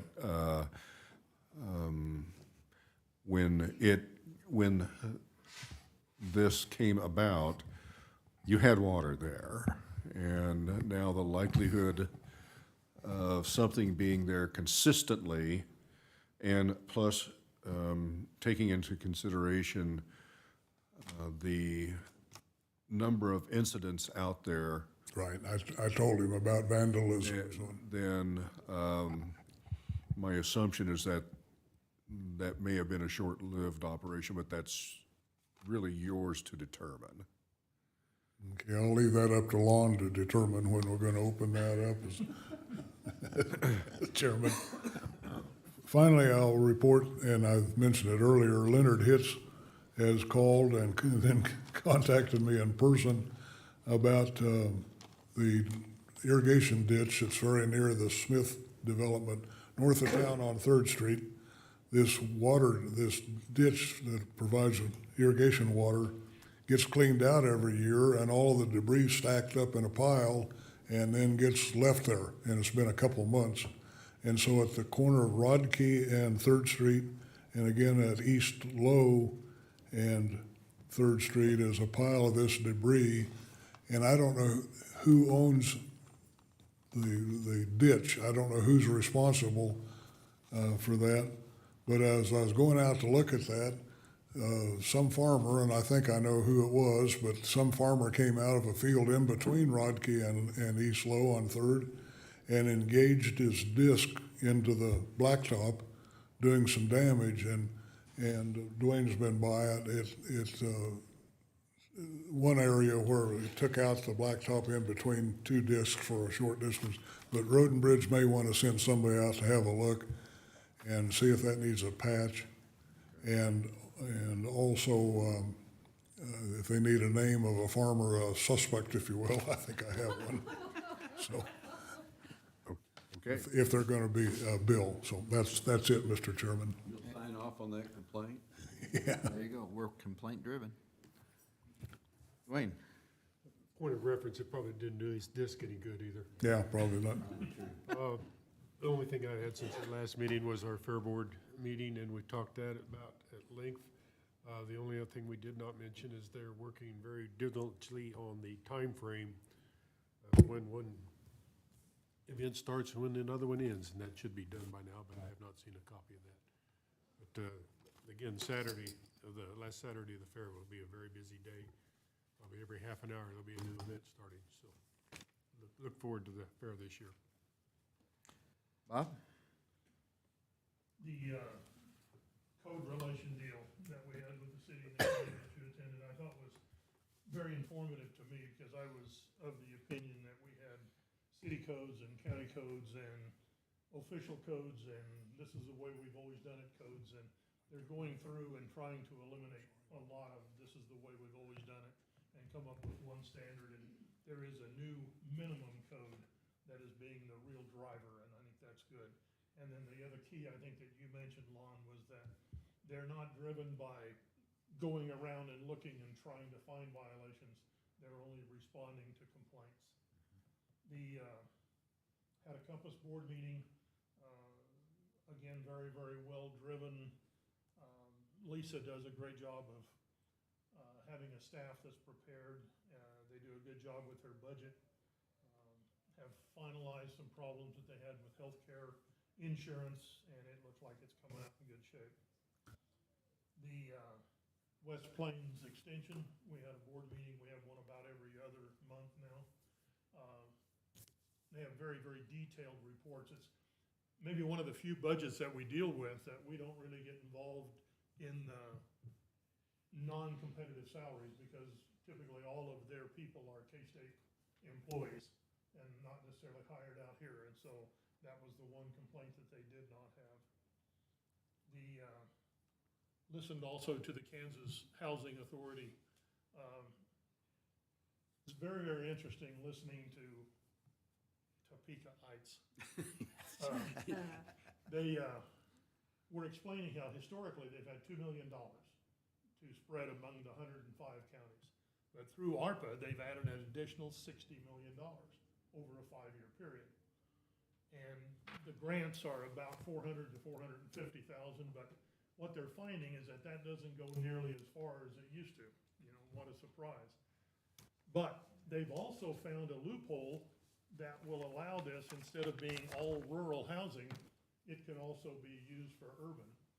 So what does that mean? Probably the same thing we saw in the base grants, that the money's gonna slide back east.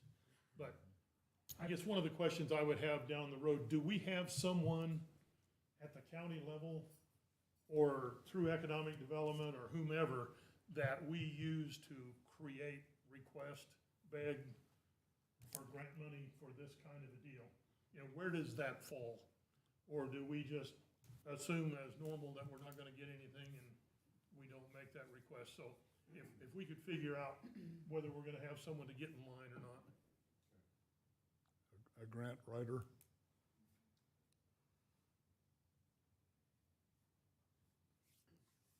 Yeah, and then we got the good answer on the RHID, so I think I might wanna mention, as they look at the sewer districts, the particular RHID that's coming up in District 4 sewer district two will be one of the quick ones. And if they're studying pump capacities and things like that, knowing what that development looks like might speed up that process so we don't have to slow it down later. We did have a conversation with, I believe, the builder on that. Steered him to the neighborhood development. There's a process in place where they go through and meet with the developer on this thing and get all of the parties that are affected in that development at the same place at the same time and work through the process. So that it's the same process we did for Sunset Terrace project, brought everybody in. That thing went off without a hitch. So it's getting them in there so we can openly have that discussion. So he has been in contact with Myra over there. All right, perfect. Yep. I think that's, again, a great way to speed things up. I appreciate that. Thank you very much. That's all. And I was just piggybacking on that, I was going to mention that as well. There is a process. It starts with neighborhood and development. Myra as the contact person, everything should flow through her as these players are, and I call them stakeholders, as the stakeholders get together. So, yeah, I did, but added to that, I did ask Robert to consider, I don't know if that's the word I used with you the other day, Robert, but we need to memorialize our process better than it is memorialized at this point. There is a process, but as far as what that is, how it's stated, who it's stated to, needs to be done maybe a little more in depth. The other thing that I wanted to ask Dory to give a report. I missed doing that during the staff reports with regard to the elections. And you may have something else, but I know in regard to the elections for sure, we want to get it on record what the dates are and filing date is coming up and so forth and so on. So, Dory, anything from the clerk's office that you want to discuss, please interject that now. Thank you. The most important thing coming up right now is there's a filing deadline that is June 1st at noon for local offices. There has been an extension for some state offices due to the redistricting, due to that delay, and that is June 10th for certain state offices.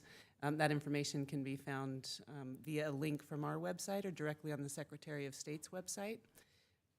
Along with the filing deadline, we're coming up on a primary. It's a partisan primary, which means that you're either going to get a Democratic ballot or a Republican ballot. And so it's very important that voters check their, check their party affiliation and make sure it is what they intend in order to be able to vote how they would like to in this primary. If someone's a Democrat and they want to change to Republican, they would not be able to do that after June 10th. So along with that extension and filing deadline, they've also extended the party change deadline. So on June 10th, no more party changes will be allowed for the primary. That means if you are currently a Republican, you'll get a Republican ballot. Democrats will get a Democrat ballot. We will have a third ballot for libertarians and unaffiliated voters, and that is because we have a constitutional amendment on the ballot in August. And anybody can vote on that. So we'll actually have 3 different ballots this year, this election. So it's very important that you get your party where you want it.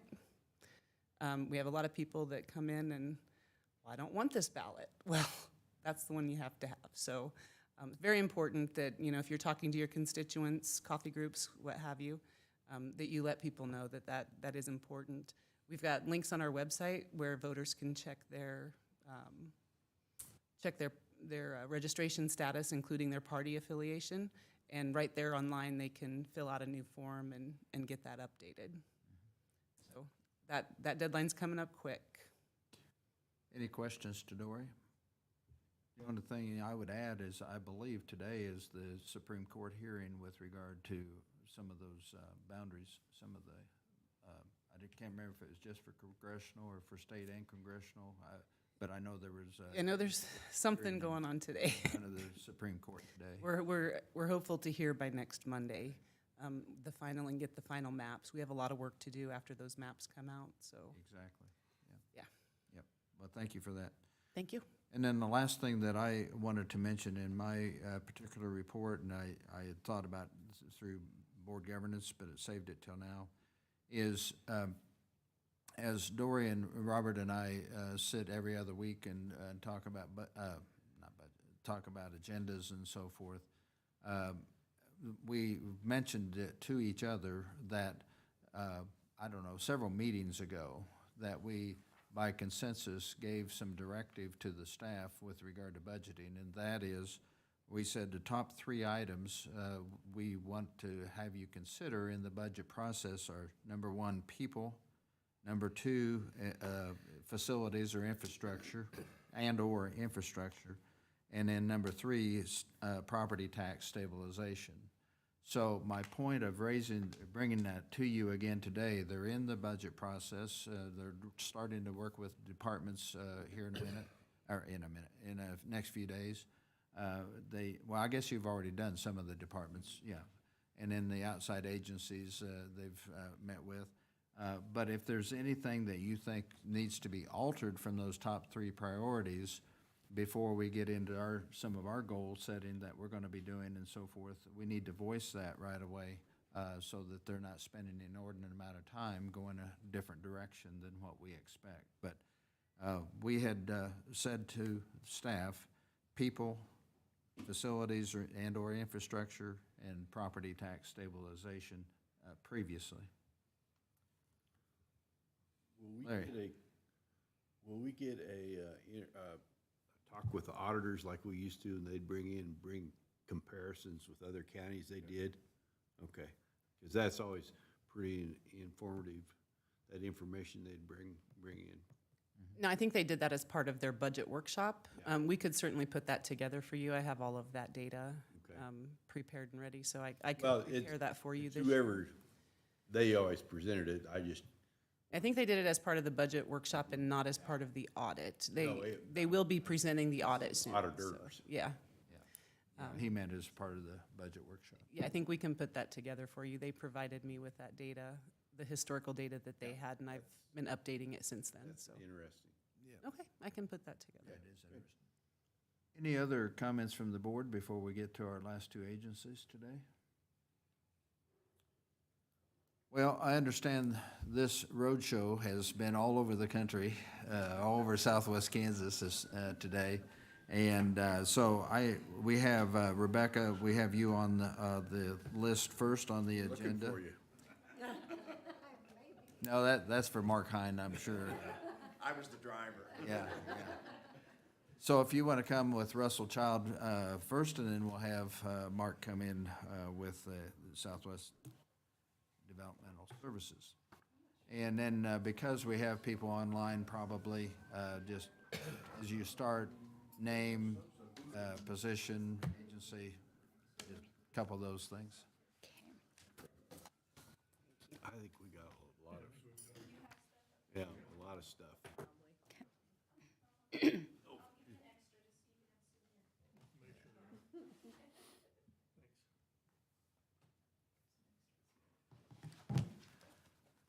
Well, we do apologize for our tardiness. We were out in Lane County this morning first thing, and then over to Kearney County. So we'll finish the day with the opportunity to present to you all here in Finney County.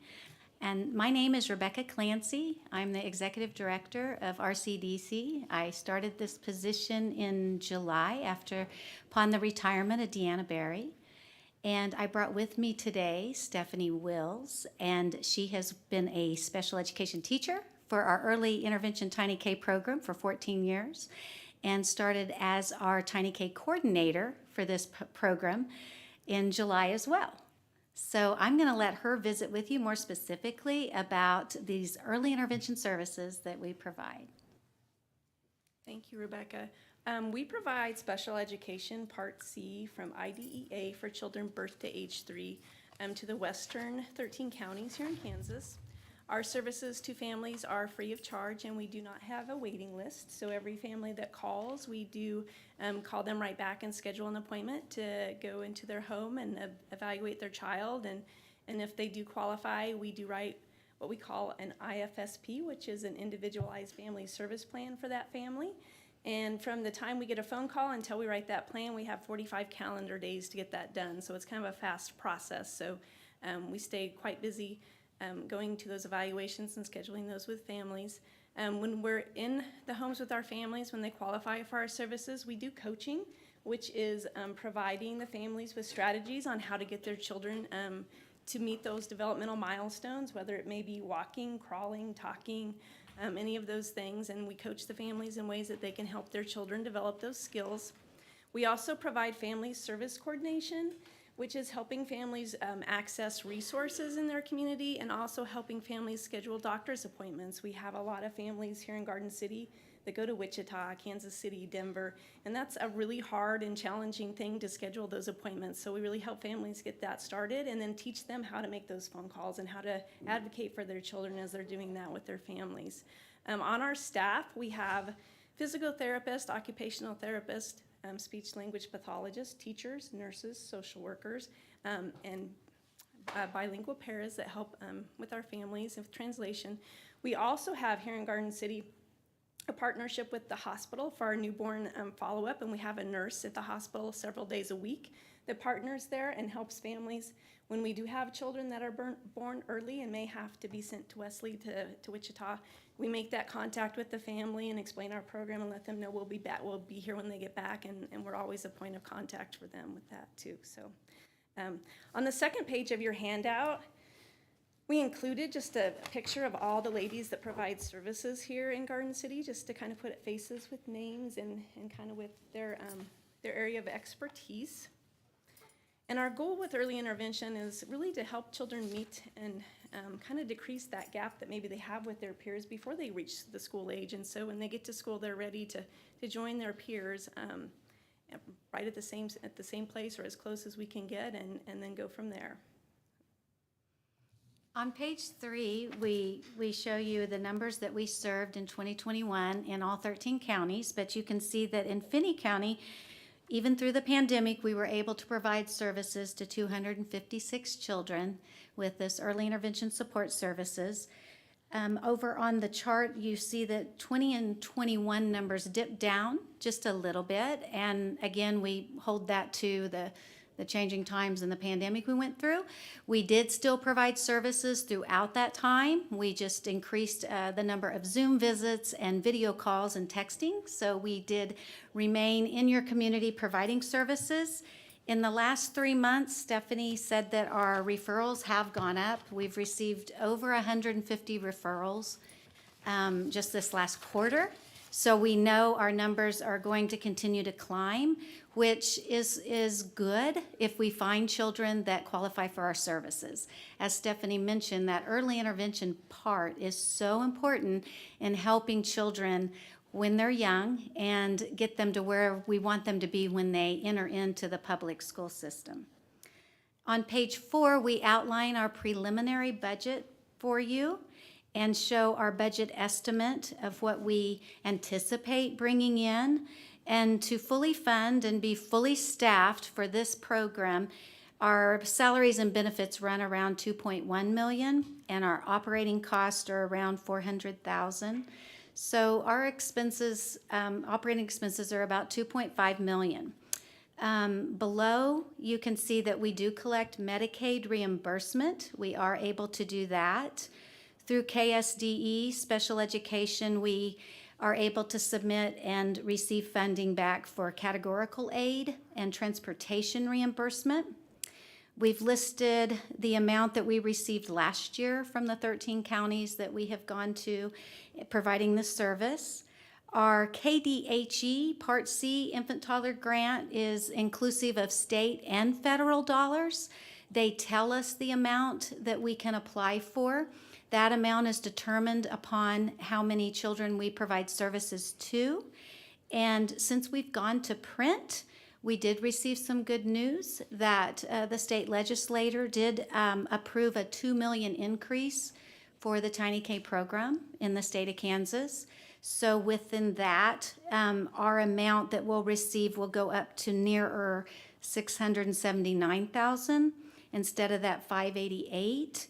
So we are excited about that. It still leaves us a bit of a funding gap. And below, we show you in those pie charts where we estimate those funding gaps to land, and a comparison for you from 2013 over into 2023, and show you those different funding streams and how they all pull together to help fund this important program for your youngest citizens. On page 5, which is probably what you've already skipped to see what we're asking you for, that shows you clear back from 2017 what RCDC has requested, and we show you all 13 counties. We want to be transparent with each of the counties we serve, and we calculate that number by the county's population. So we can see that in Finney County, with your population, that's 39%, and our request is listed there. We thank you for what you have given us and the steady continuity of your support over these many past years, because we have been in Finney County for a long time. Are there any questions about that request or the calculation? Questions or comments? We'll look at Dave first. Not necessarily about your calculation, I understand that, but I'm going to share with you a concern that I hear from some people that drive by your facility daily, and that's the number of cars that say Russell Child Development, and so I drove out on a Sunday to look. I was told there are 19 cars. Well, I counted 21 of them. So what do you guys use all of the cars for, and why are they all registered, most of them in Crawford County rather than here? Okay, that's a great question. And it keeps people guessing too, I know, because of some of the tags on the cars. So RCDC, we have our organizational chart for you as well, and we do have 9 programs in 19 counties. And so our base office is Garden City, but our Building Blocks program has 8 different early childhood programs where we provide different home visiting services. So those cars are funded through that grant, and they're tagged in Finney County, and they are driven all over the 19 counties that we provide services in. We have a staff of about 55, and those cars are, we were coming through Lakin, and we saw one of our cars over in Lakin. The ones that are tagged Crawford County are the cars that support the early intervention Tiny K staff that we're here talking with you about and requesting funding. They are tagged in Crawford County because that is where Greenbush is, the service center that we contract with to be able to pull down categorical aid.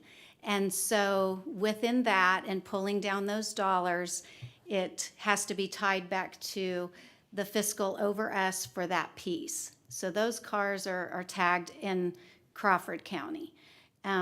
We also have a car that sits in Liberal that we received from the Cooper Clark foundation, and so we keep that one in Liberal.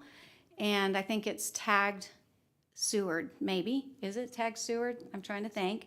We also have a vehicle in Scott City at our satellite office that we keep there as well. So there's maybe more cars than you even saw, Mr. Jones, but there's days there isn't even a car available to take out, and staff still drive their own cars and get reimbursed because our source of service is in a child's natural environment for all of those programs. So we are constantly going and traveling to their homes in those vehicles. Okay, well, his concern was if that's receiving local tax support, why aren't the vehicle taxes coming locally? And so you answered it, so thank you. Dwayne? Questions? Larry? I guess, how do you identify your prospective clients? Well, sometimes we're fortunate enough that other partners and organizations, health departments, libraries, doctors, physicians, parents as teachers, they come in contact with families, and so they'll refer them to our services. But we also engage in a lot of child find activities where we get out in communities and we participate at, I think this last week we were at 4 different events in Garden City at the local schools. Where they were having family night. So we try to get our information out that way to find children. A big force that also gets us a lot of referrals are our local learning plays, and we put a flyer in there for you about our learning plays.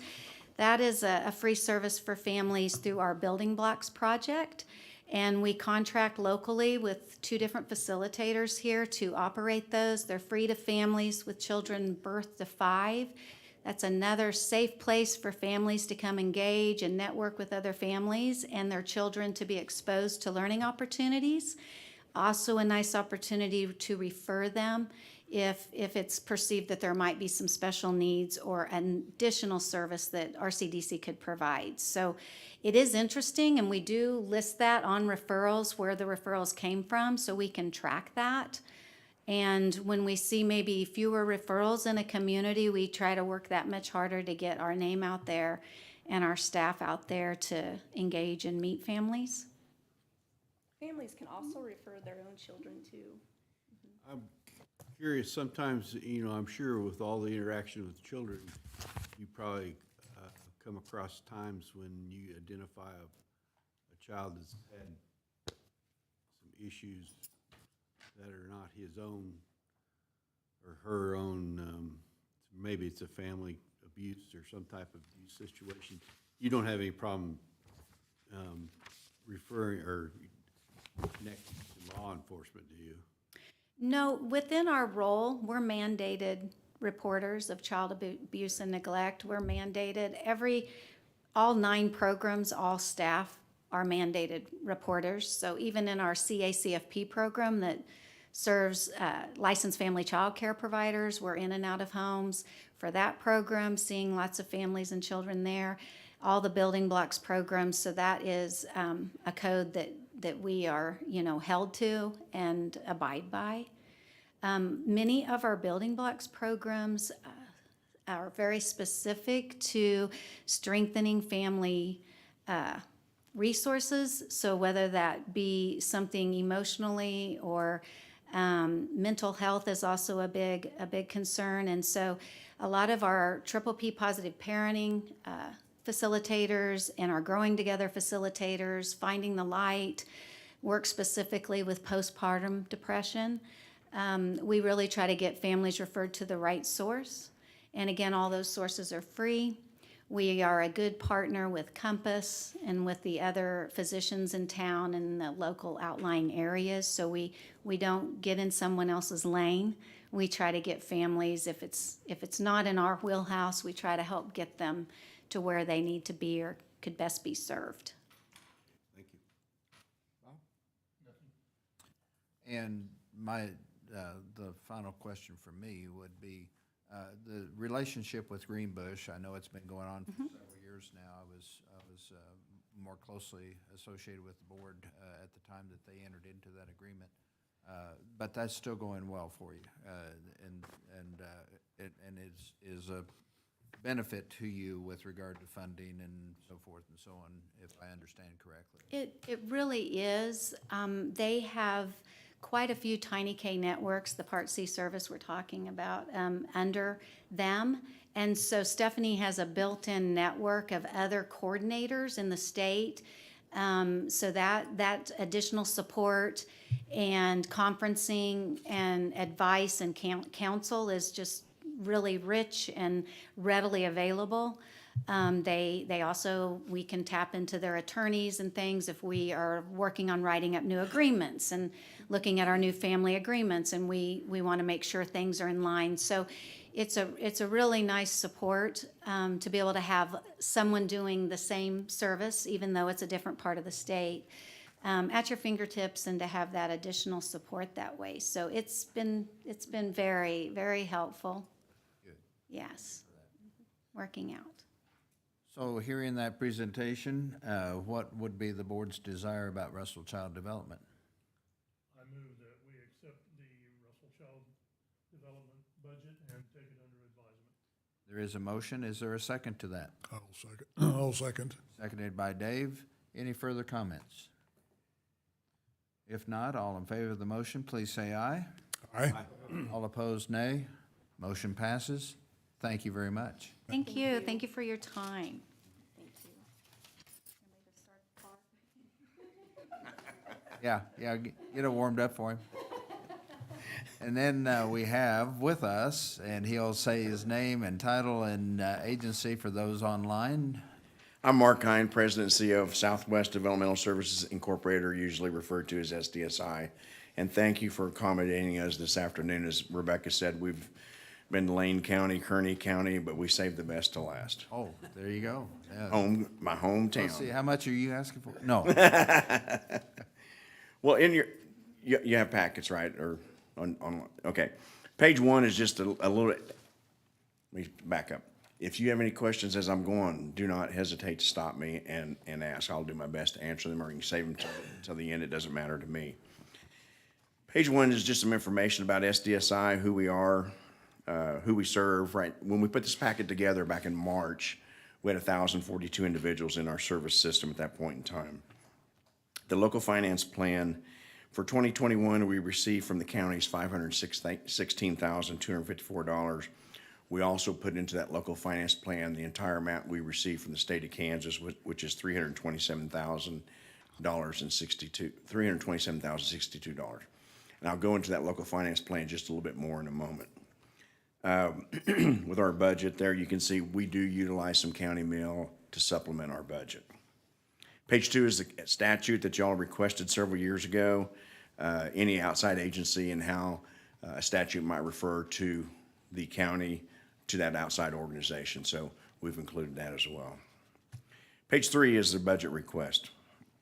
You can see all 18 counties that we serve here, what we're asking for this year, what we've asked for last year, and what we received last year. With Finney County, the CDO admin, we're asking the same amount from each one of the counties because we're there, whether they're needing folks, needing us to come in and help with something, or somebody's looking for services or eligibility or so on. So we ask that same amount for us.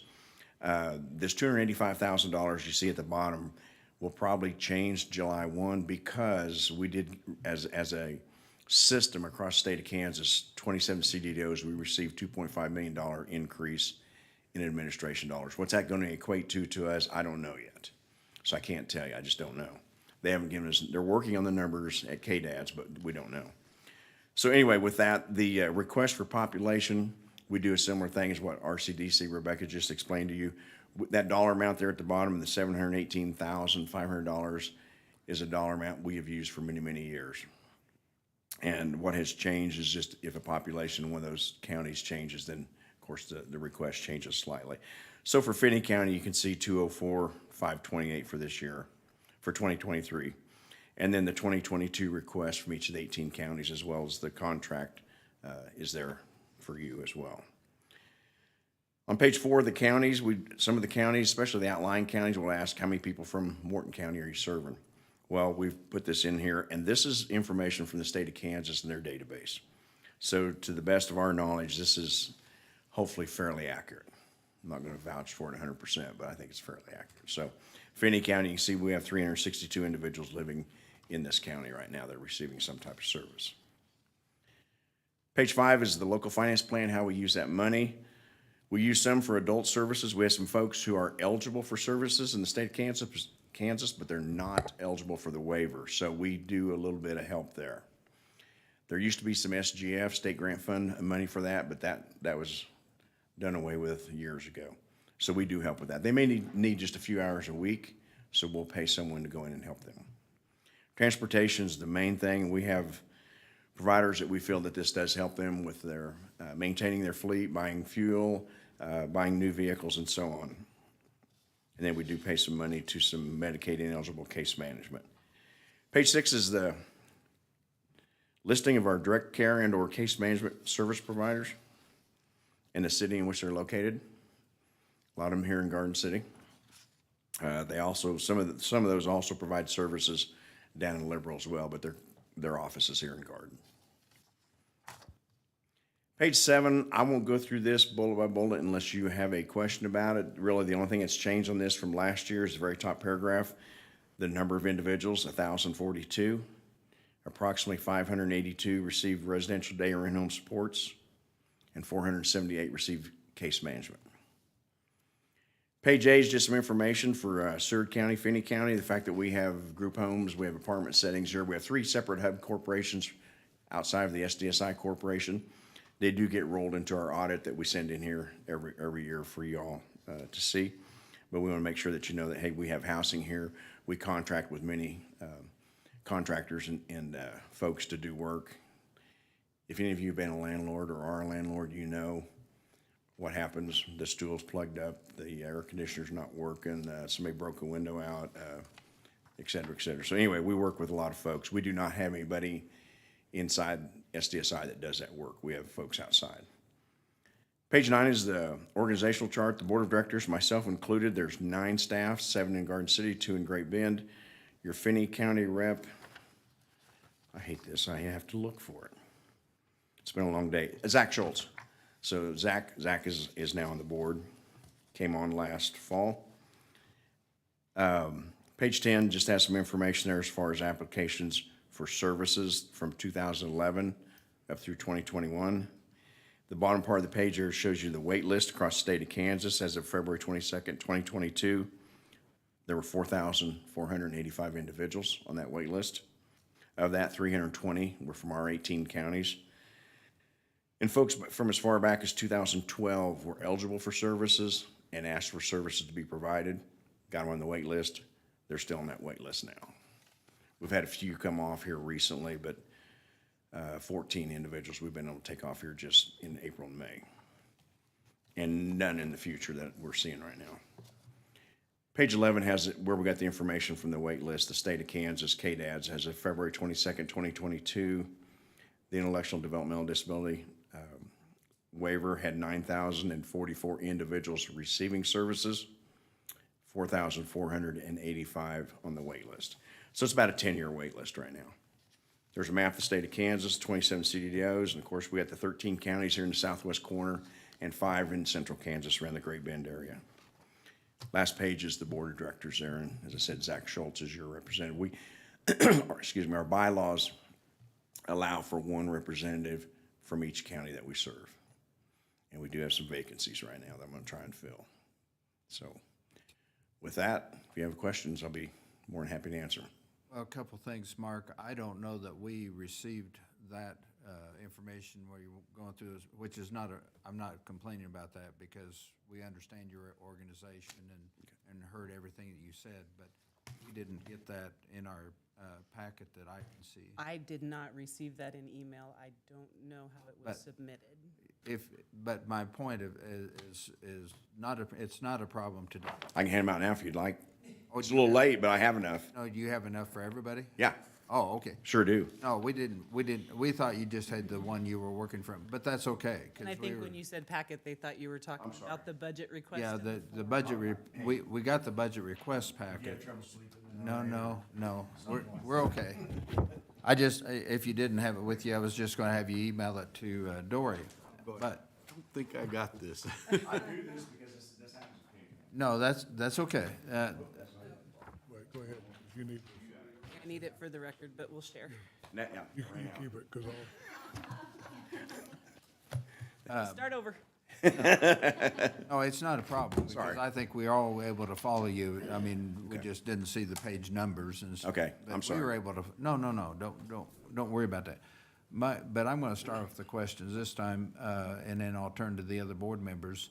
But if I'm reading this correctly, the requested funding for 2023 is 204, 528. Yes, sir. But it's been 97.5. Am I reading that correctly? That's actual. That's what was contracted this year. Actually, last year was 187, 235. For Finney County? Yeah.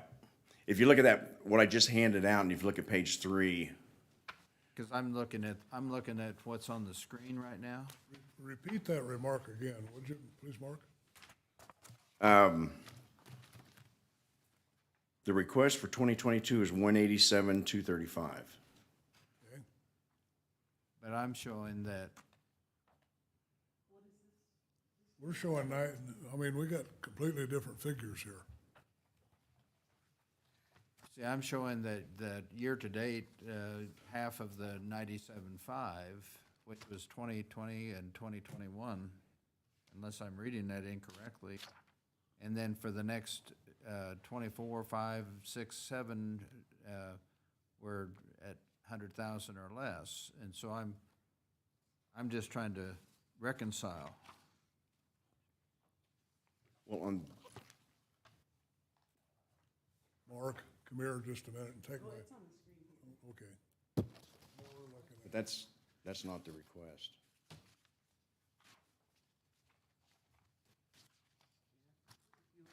Right there's a, yeah. I'm not sure why it has that 204,000. All right, there's. Well, the funding request is 204. That's what I'm asking. That's Right. what I'm asking about.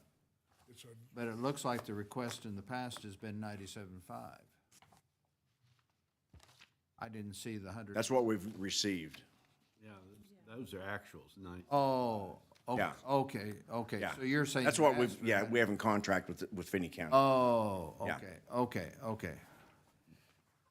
so what Okay. dollar figure are Thank we you for supposed that. to use? The 204, 528, yeah. Yeah, which is what's in our chart. Yeah. Yes, sir. But you received 97.5 Yes, last year yes, and the year before, et Yes. cetera, et cetera. Yeah, okay, now I'm following. Now, okay, sorry. no, that's me. And then, so in your projections, you've just simply used what we've been doing, our historical 97.5 and then up to 100,000 in 26 and 27, based on what's on the screen right now. Yes. But the 204 is the proper request for this year. Yeah, okay. Yep. Sorry, I couldn't see that. Really? Here, I've got another. I even got my glasses on, I still had to get up there to see it. So let's go with questions, comments, now that I've confused everybody. Larry, let's start with you. That was my only comment. I was trying to figure out where this 204, I'm going, then next year's 97.5. I'm going, wait a minute. But that's fine. Now I've got it figured out. Yeah. Not a problem. Yeah, and I'm sorry, I'm looking at that too. It has the request column. I was driving on the way here. And Well, Rebecca and Stephanie should have been helping you out. They should have. Bob? No, I'm fine, thank you. Wayne? Mark, I think I ask this every year, are the people you got on your waiting list, the 320 in our district, do they have any services whatsoever available, or they're just? You know what they can get is targeted case management, because it is not a waiver services, it's a state plan. So anybody coming in, if they're eligible today and they request services to be in today, they can get a targeted case manager. Now, that is not direct services, that's not day-to-day services, that's not helping somebody with whatever they need today. That's helping. Case management will do the person-centered support plans. They'll help the family out with other things as well, but they're not hands-on people. They do get some help, but Yes. it's not the level they. Yes, and they will help them navigate the system as well. And sometimes it's with the school district, sometimes it's, whatever it is as far as navigating. And this system is not an easy system to navigate. It's not. I didn't even know it existed when I came out here over 30 years ago to be the director of accounting, but it's can be complex. Another year or two, you'll have me. Yeah. Too, so. Yeah. Thank you. The only place where I would correct Mark on what he just said, he said it can be complex. I would It beg is? to differ on that. It is complex. It is, and for families coming in, RCDC can tell you too about it. It's difficult. It's difficult when you have a special needs child, and then throw the system on top of it, and it can be extremely difficult. I absolutely agree. Dave? No questions. Anything else you want to add? Oh, After we can. if you drive through our parking lot, we have 4 cars here and 2 in Great Bend. You will see 2 Finney County and 2 Barton County. If you drive to Great Bend, you'll see 2 Finney County. Just recently, we swapped them because these 13 counties, these cars receive a lot more mileage than the ones in Great Bend, and the ones in Great Bend just were not getting it. We finally decided, let's just swap them. If you'll go out to Russell Child Development. They have a carpool out. When you said that, I'm like, hey, we have 2 Barton County tags in our parking lot. Better say something. Barton County has 2 Finney County in their parking lot. There you go. It's just that I have coffee with some very sensitive farmers. Well, thank you. We do appreciate the support you've given over the years. We do think it makes a difference on the services that our providers are able to provide. One other thing quickly, if we get, depending on what we get in the CDO admin increase, we are thinking about taking some money and putting into a supported employment. Our system does not incentivize supported employment where you can get somebody competitively employed, Walmart, Home Depot, Dillon's, whatever. We're going to try and incentivize that for providers and for the individuals. The more, I mean, hey, you go out every place you go now hiring. I mean, it's perfect time to do this. So if we can do that, ran into a gentleman I know at Walmart just the other evening in our system, and I think he said he's worked there 17 years at Walmart now. So that's a success story. Yeah, someone working in the community, someone who's paying taxes. Yeah, he's receiving supports as well, but he's a success. So we'd like to see more of that. And our system right now, as far as the statewide, with the waiver, it does not incentivize that for providers. So they don't do it. We're getting what we're paying for, and that is not something we're paying for. We'd like to see that change. So, Very good point. anyway. So what's the board desire about? Mr. Chairman, I move we take Southwest Development Services under advisement, budget under advisement. We have a motion. Is there a second? I'll second. And seconded by Dwayne. Any further comments? Hearing none, all in favor of that motion, please say aye. Aye. All opposed, nay. Motion passes, Thank you. and you guys can go home now. Okay. Thank you. Thank you very much. Appreciate that. Can I go home too? In about 30 seconds. Hey, I didn't get to give my report, so I thought maybe. Oh, You did skip him. I did? I I've knew done you that were mad before. at me, but- No, I've done that before, haven't I? I thought What are we gonna do, Linda? I thought I, To get lawn under control?